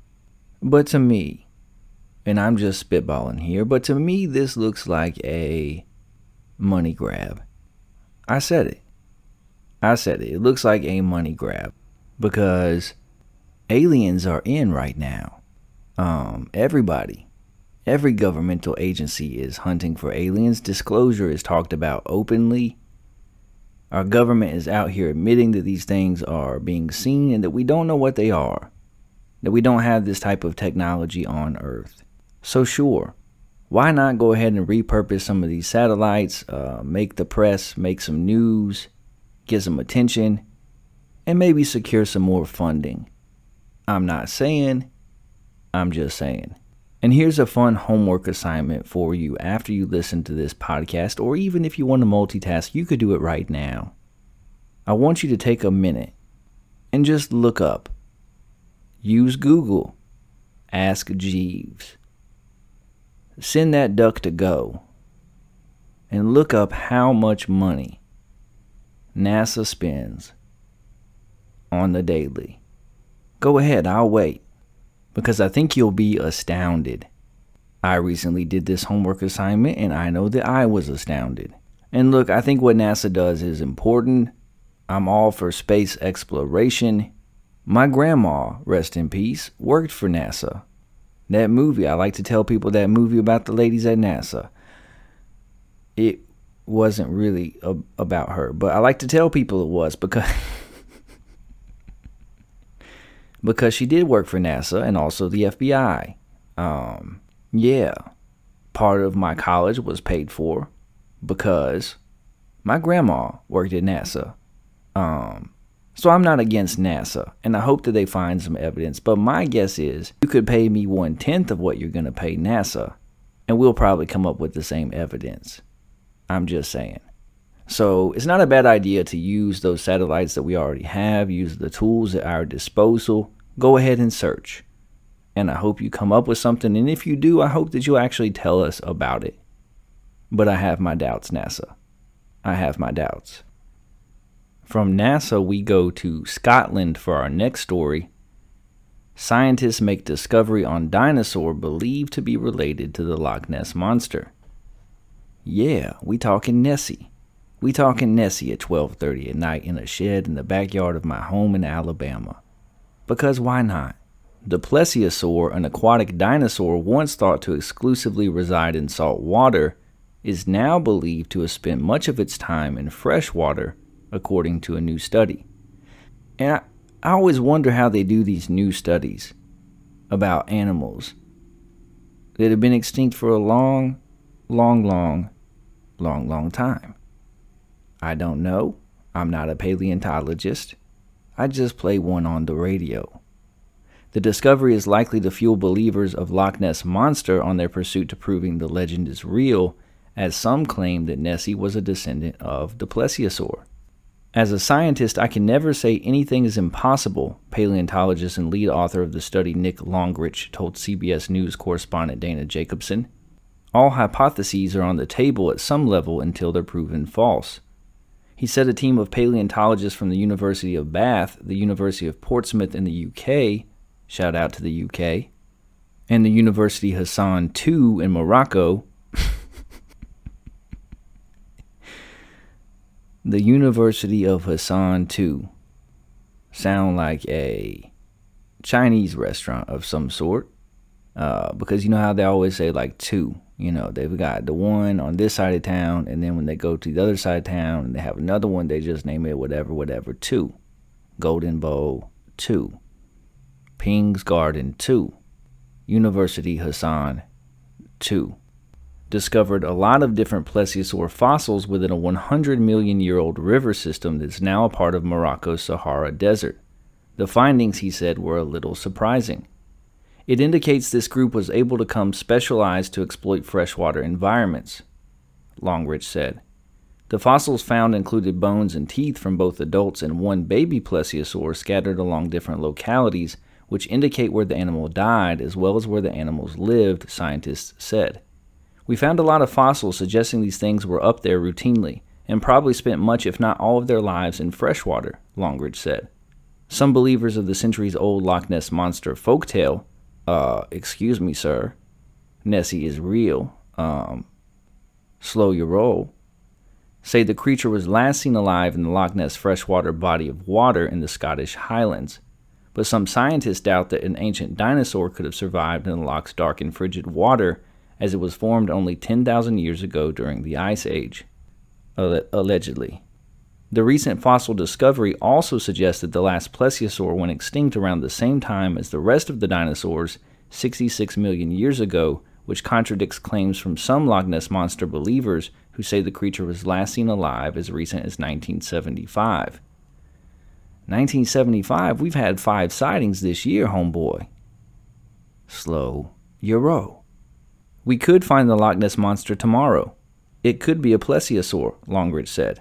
I think that is, however, extremely unlikely given the evidence we have at this point. Nonetheless, the study's paleontologist said the possibility of the so-called Loch Ness Monster being related to a plesiosaur is, and I quote, plausible. So, I find this article to be very interesting because for so long people have said that the Loch Ness Monster couldn't possibly be a plesiosaur because plesiosaurs live strictly in salt water. Only now, in the year 2022, to go, oh, actually, we now know that some plesiosaurs lived almost exclusively in fresh water. Could it be? Could Nessie be a plesiosaur? I don't know.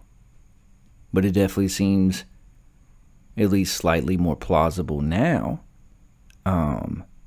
Look, these people are definitely seeing something over there in Scotland. Too many credible sightings of something have been seen over the course of decades in that loch. Something is going on. May not be a plesiosaur. Might be a couple of eels. Might be some very large aquatic animal that they're not used to seeing and has been misidentified and labeled as the Loch Ness Monster. Might be something that we don't even know about yet.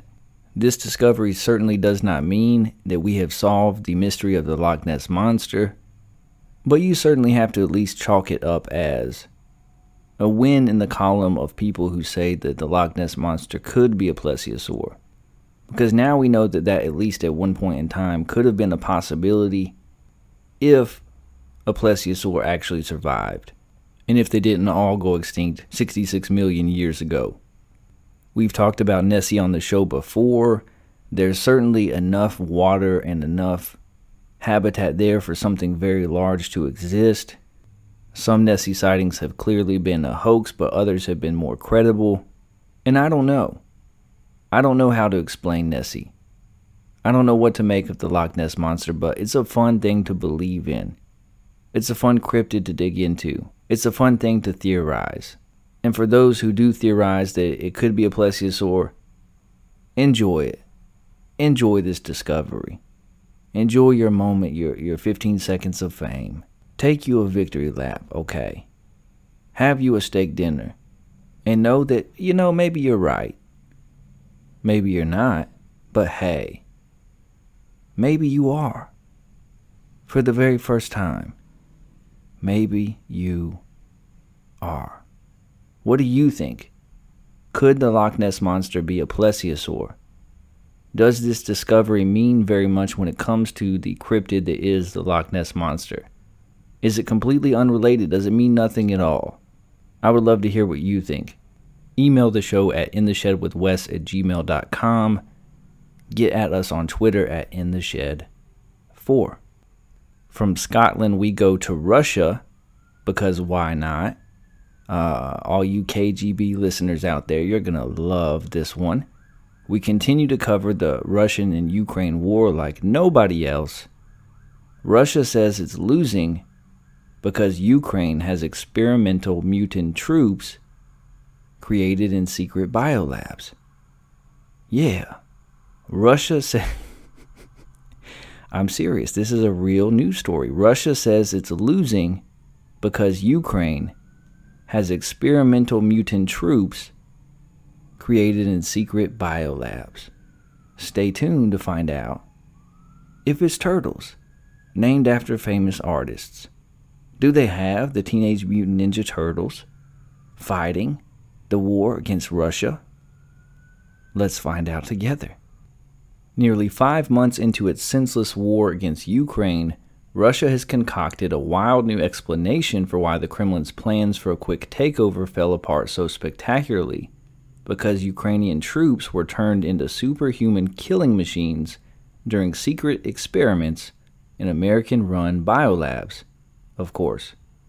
Never mind the myriad reports of Russian troops refusing to fight by the thousands, sabotaging their own shoddy equipment, and even deliberately wounding themselves to abandon the war. Russian lawmakers claimed the real setback for Moscow was drugged-up Ukrainian soldiers. That dubious claim was made Monday by 2 Russian lawmakers heading up a commission to investigate biolaboratories in Ukraine, Kommersant reported. Konstantin Kosachev, the deputy speaker of Russia's Federation Council, and Irina Yarova, deputy chair of the State Duma, touted what they described as bombshell findings from their investigation. Testing of Ukrainian POWs' blood, they claimed, uncovered a range of diseases that suggest they were secretly experimented on for military purposes. And we see the cruelty and barbarity with which the military personnel of Ukraine behave, the crimes that they commit against the civilian population.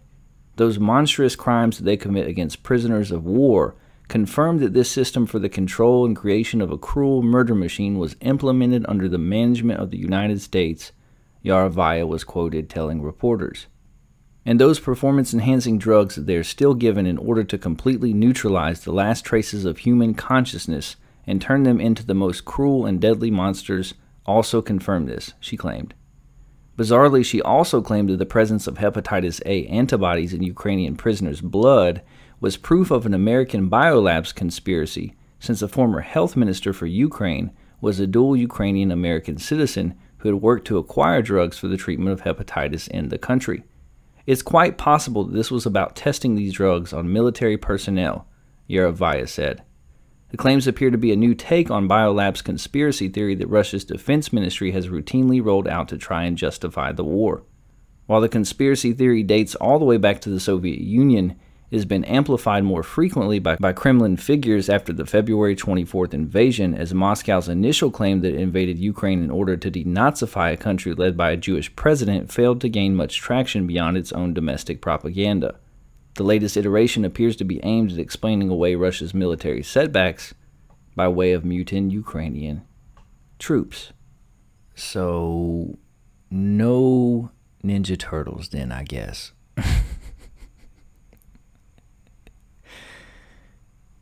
Man, Russia crazy. I'm sorry to my handful of former KGB listeners out there, but Russia is crazy. Look, I enjoy a good conspiracy theory as much as the next red-blooded American, okay? I live in Alabama. We hear conspiracy theories all the time. Mostly about college football and hunting, but hey, we hear them all the time. But to suggest that the fact that some Ukrainian POWs have medication in their system that has been used to treat hepatitis, and then to say that that is proof of the fact that they are mutant soldiers created in American-run biolabs. That's a stretch. That's a big stretch. That's like Stretch Armstrong level. That's like some Gumby type stuff right there. You Russians really know how to do your linguistic yoga. That don't make a lick of sense. Okay. I don't think that the reason why the Ukrainians are doing so well is because they have genetically mutated super soldiers. I think it might be because they don't want to lose their homeland. It might be because even the Russian soldiers don't really believe in this cause and don't want to lose their lives for a war that doesn't really matter. Maybe that's why. Vladimir Putin, you gassy man. Oh, Mr. Flatulence himself. Oh, Mr. Gas-X looking dude. Shirtless on a horse. What's that smell? It's not the horse. It's Putin. It's Putin. You stink. And look, here in my shed, we covered this war, okay? We've covered it in the news segment. We've covered it in the paranormal segment. We've told you that Vladimir Putin was using trained dolphins. We told you about the psychic that predicted his downfall. And now we're telling you that according to Russia, the Ukraine is using mutant super soldiers. I don't think so, Vlad. I don't think so. And from Russia, we go to Los Angeles for our final story this week. The strange case of Jeffrey Allen Lash that continues to baffle authorities. On July 17th, the badly decomposing body of a man was found in an SUV in front of an apartment in California's Pacific Palisades. Police were alerted to its presence via a tip from celebrity lawyer Harlan Braun, who famously got actor Robert Blake acquitted of murder and who counts action hero and part-time mobster Steven Seagal as one of his clients. Braun told officers the dead man was a CIA agent who had died of nerve gas poisoning 2 weeks earlier. He added that a search of the apartment would reveal an arsenal of weapons and ammunition worth about $5 million stashed inside. The source of Braun's information was Catherine Nebron, who said that she'd been riding in the SUV with her fiancé of 17 years, Jeff Lash, and her friend Don Vadbunker on July 4th when Lash suddenly became ill. Nebron and Vadbunker tried to cool him down with ice packs in the car park of a Santa Monica grocery store, but he died. The women drove back to the apartment Nebron shared with Lash at 1770 Pacific Palisades Drive and left the SUV parked across the street with his body still inside. Then they fled to Oregon. It was mid-August before police investigators could confirm the dead man's identity as that of Jeffrey Allen Lash, also known as Bob Smith, depending on who he was talking to.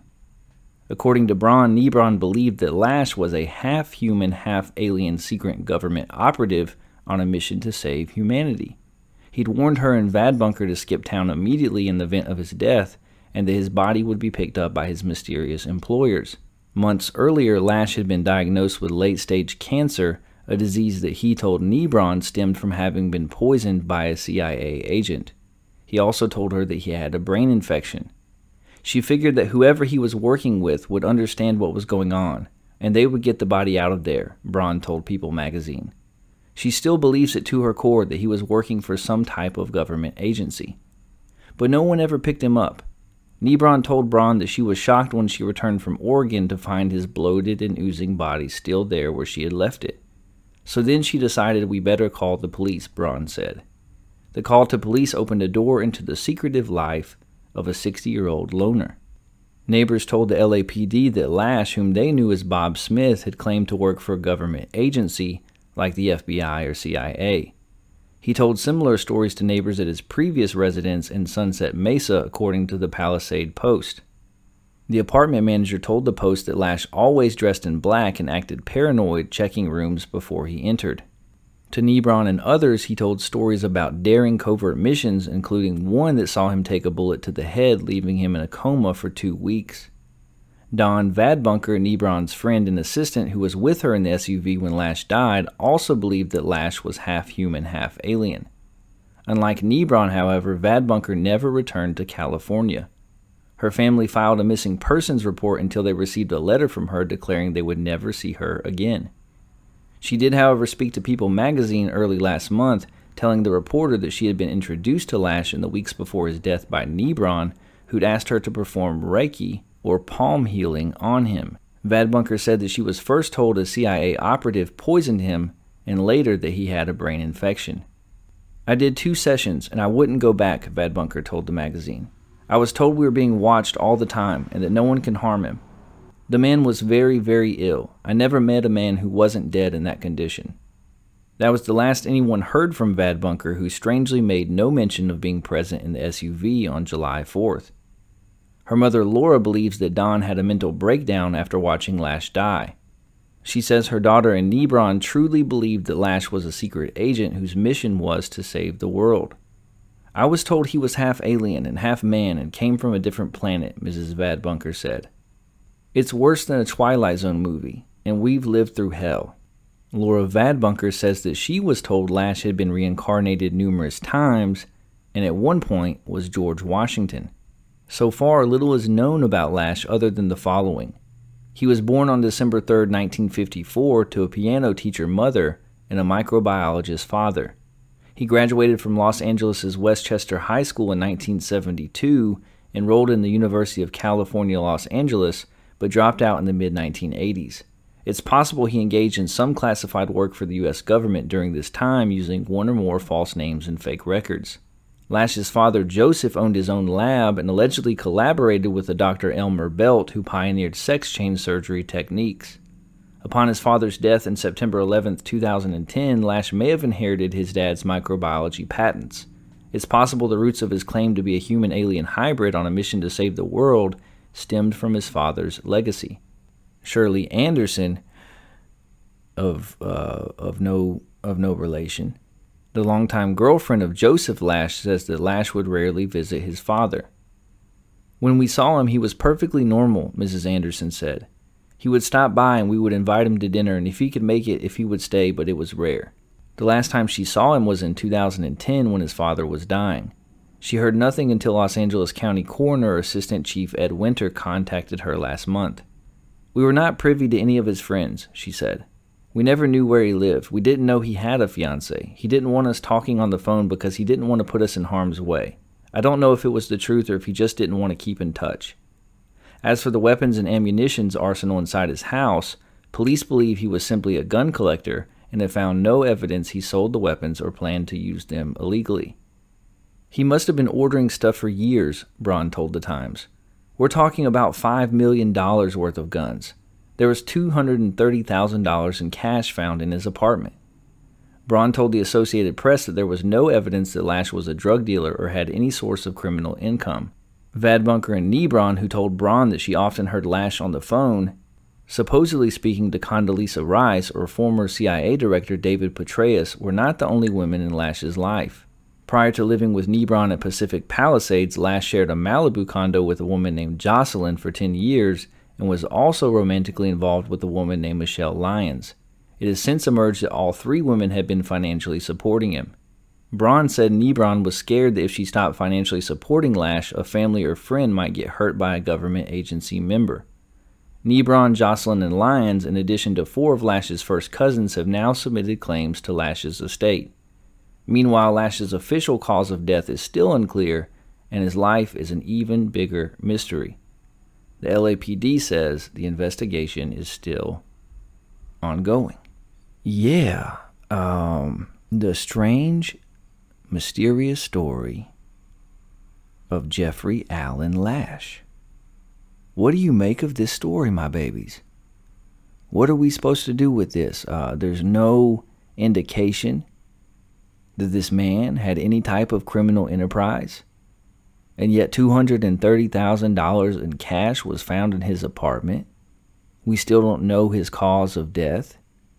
He had $5 million worth of guns, 2 tons of ammunition, several passports, and claimed to those closest to him not only that he was a government agent, but that he was some type of alien-human hybrid sent to Earth to save humanity. Whoa. Well, Jeffrey, you failed. If he was really a half alien, half human hybrid sent here to save the planet, he did not accomplish his goal because rainwater is toxic to drink. It's toxic to drink, Jeffrey. Yeah, this is a bizarre story, and if you look into it even deeper, there's all kinds of other things about this man that are interesting and bizarre, and there's been absolutely no clarity given. There's been no answers given. It's nothing but questions. Every question leads to another question to another question. There's rabbit holes that you can go down on the deepest, darkest parts of the internet about this man, about his life, about what he was into. I find it hard to believe that someone with $230,000 in cash and $5 million worth of guns and 2 tons of ammunition wasn't up to something criminal. To say that there was no evidence that he was selling arms and that he was just a collector. Hey, I collect pocket knives, okay? I collect baseball cards. I don't have $5 million worth of either. And I live in Alabama. I've been in certain houses where there are so many guns that I'm slightly uncomfortable. I own a pistol. I used to have 2. I pawned 1. I own a pistol. I believe that you have the right to do so. I'm not against guns necessarily. Okay.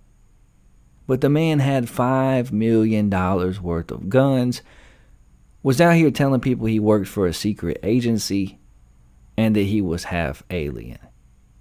He allegedly had cancer, but his cause of death has not been announced. No government agency has claimed this man, and they're trying to tell us that there's no signs of foul play, and that there's no signs that he actually was doing anything illegal at all. No mention of a job. And all these people have come out of the woodwork to try to claim the man's estate. This is shady on a whole nother level. And this is one of the more puzzling mysteries that we have tackled on this show. And this is something that I'm going to continue to do reading about and investigation of, because it just doesn't make any sense. No part of the official story makes any sense. There's something that was going on in this case. Was this guy a weirdo? Was he a kook? Was he suffering from some type of mental health struggle or delusion? It's quite possible. But how did he have all of those cars and multiple residences and multiple passports and $5 million worth of guns? And what was he up to? Who was he running guns for? Because to me, that's what was going on in this situation. It could have been for the government. It could have been for the cartel. It could have been for his own self. But it appears as though he was buying and selling some guns to me. And I'm not an investigator. I am a journalist, we've established that, but I'm not an investigator. I'm not law enforcement. I don't know. I watch a lot of TV. I've read all the Sherlock Holmes stories. But I would guess that he was up to something that probably wasn't good.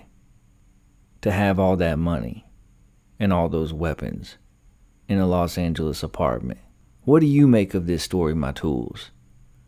Was Jeffrey Allen Lash a human-alien hybrid? What are the chances? Is it possible?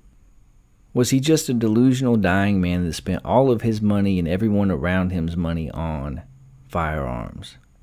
Was he a very elaborate collector? Was he working with the government, and maybe that's why we're never going to know the truth of what was actually going on? We're never going to hear the results of these investigations about what this man was actually into. Or do you have another explanation? Email the show at intheshedwithwes@gmail.com. Get at us on Twitter at intheshed4. Slide in my DMs and say, hey, this is what was really going on in the saga of Jeffrey Allen Lash. His girlfriend and his friend who were present with him in the SUV just fled to Oregon. One of them never came back. That's not normal behavior when somebody passes away that you care about. Somebody knows something, but at least as of right now, we know nothing. We have nothing, except for a lot of questions. That's all for this week. You don't have to go home, but you can't stay here. I can't either. It's back in the house and out of the shed for me. Thanks again for listening to episode 48. Make sure to subscribe, like, share, and review. It really does help. If you have any paranormal experiences, opinions about sports or politics that you'd like to share, you can email the show at intheshedwithwes@gmail.com. Again, that's intheshedwithwes@gmail.com. I might even read it on air. Look for us on Spotify, Stitcher, Apple Podcasts, iHeartRadio, the Good Pods app, or wherever you listen to podcasts. And make sure to follow us on Twitter at InTheShed4. Tune in again next week for our college football preview spectacular with Fifth Down College Football's Mark Shipper. This has been In the Shed with Wes Anderson, the best news show in the land covering politics, sports, and the paranormal. Have an adventurous and fulfilling weekend. I'll catch you tools later. Peace out, Boy Scout. Meemaw, we made it!